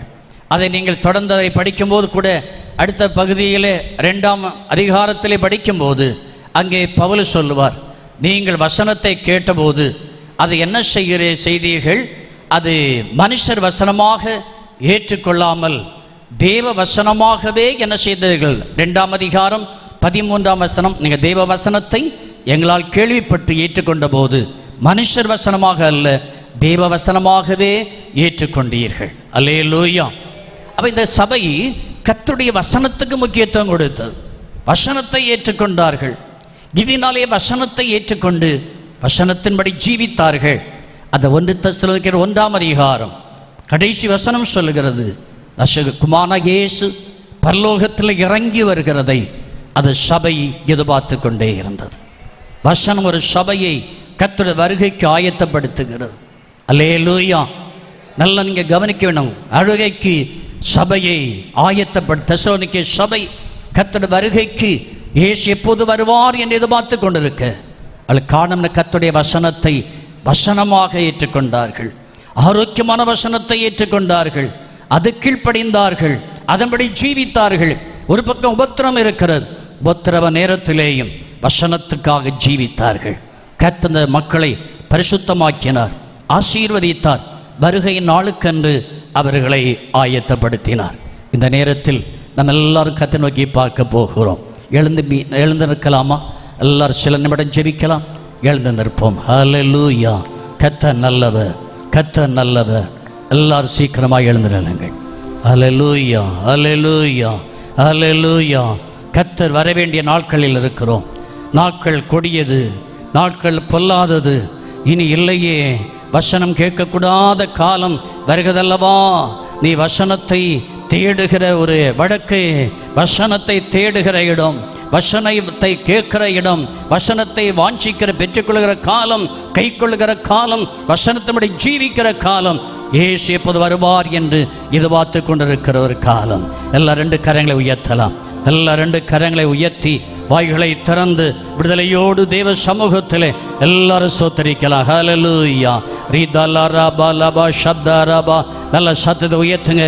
எல்லாரும் சத்தத்தை உயர்த்தி ஹல்லேலூயா. இந்த நாட்களில் மிகுந்த உபத்திரவங்கள் உண்டு, ஆனால் கர்த்தருடைய வசனத்துக்காக நீ வாழுங்கள். நல்ல ஆரோக்கியமான வசனத்தை கை கொள்ளுங்கள். ஹல்லேலூயா, ஹல்லேலூயா. தெசலோனிக்கே சபை ஊழியர்கள், விசுவாசிகளை அந்த வசனம் அவர்களை பரிசுத்தமாக்கினது, நல்ல சாட்சிக்குறிகளை நிறுத்தினது, கர்த்தருடைய வருகைக்கு அவளை ஆயத்தப்படுத்தினது. இயேசு எப்போது வருவார் என்று எதிர்நோக்கி இருக்க செய்தது. என்னை கர்த்தர் உங்களையும் என்னையும் அப்படியாய் கர்த்தர் மாற்றட்டும். ஹல்லேலூயா, ஹல்லேலூயா, ஹல்லேலூயா. அதில் கர்த்தர் நாளிலே நீங்கள் கர்த்தரோடு சேர்க்கப்பட வேண்டும், அவருடைய ராஜ்யத்தில் சேர்க்கப்பட வேண்டும். அதற்காக இன்றைக்கு கர்த்தர் அந்த கிருபையை தருவாராக. வசனம் உன்னை பரிசுத்தமாக்கட்டும். வசனம் தான் நம்மை பரிசுத்தமாக்கி மறுபமாக்கக்கூடிய ஒன்றாக இருக்கிறது. எல்லாரும் ஏகமாய் ஏகமாய் ஹல்லேலூயா, ஹல்லேலூயா, ஹல்லேலூயா, ஹல்லேலூயா. கர்த்தருடைய நல்ல கிரியைகளுக்காய் ஸ்தோத்திரம், கர்த்தருடைய நல்ல கிரியைகளுக்காய் ஸ்தோத்திரம். ஹல்லேலூயா, ஹல்லேலூயா. இந்த சூழ்நிலையும் அவர் அன்பினின்று என்னை பிரிக்காது காத்து கொள்வார். நல்ல கரங்களை தட்டி. சூழ்நிலையும் அவர் அன்பினின்று என்னை பிரிக்காது காத்து கொள்வார். ஆமென். நம்பியவர் தந்த பொறுப்பதனை அவர் வரும் வரை காத்து கொள்வேன். என்னை நம்பியவர் தந்த பொறுப்பதனை அவர் வரும் வரை காத்து கொள்வேன். ஆனந்தமே பரமானந்தமே இது மாபெரும் பாக்கியமே. நல்ல எல்லா வாய்களை திறந்து நல்ல உச்சம் ஆவிலே நிறைந்தவர்களாய் ஹல்லேலூயா. ருபா ரபா லபா ரபா ரிகா லபா ஷப்தா ரபா. இந்த காரரவ எந்த உள்ளத்தில் சொந்தமானா, இந்த பாதலத்தில் சொந்தக்காரரவ எந்த உள்ளத்தில் அவர் வரும் நாளினில் என்னை கரம் அசைத்து அன்பாய் கூப்பிட்டு சேர்த்து கொள்வார். ஆமென். Glory, glory, glory. Hallelujah. சேர்த்து கொள்வார். அவர் சமூகமதில் அங்கே அவருடனே ஆடி பாடியே மகிழ்ந்திடுவே. அவர் சமூகமதில் அங்கே அவருடனே ஆடி பாடியே மகிழ்ந்திடுவே. ஆராதனை உமக்கே, ஆராதனை உமக்கே, ஆராதனை உமக்கே. Glory, hallelujah. உமக்கே ஆராதனை உமக்கே. ஆமென். ஆராதனை உமக்கே, ஆராதனை உமக்கே, ஆராதனை உமக்கே. கொண்டாடுவோம் கொண்டாடுவோம், கவலைகள் மறந்து நாம் பாடுவோம். கொண்டாடுவோம் கொண்டாடுவோம், கவலைகள் மறந்து நாம் பாடுவோம்.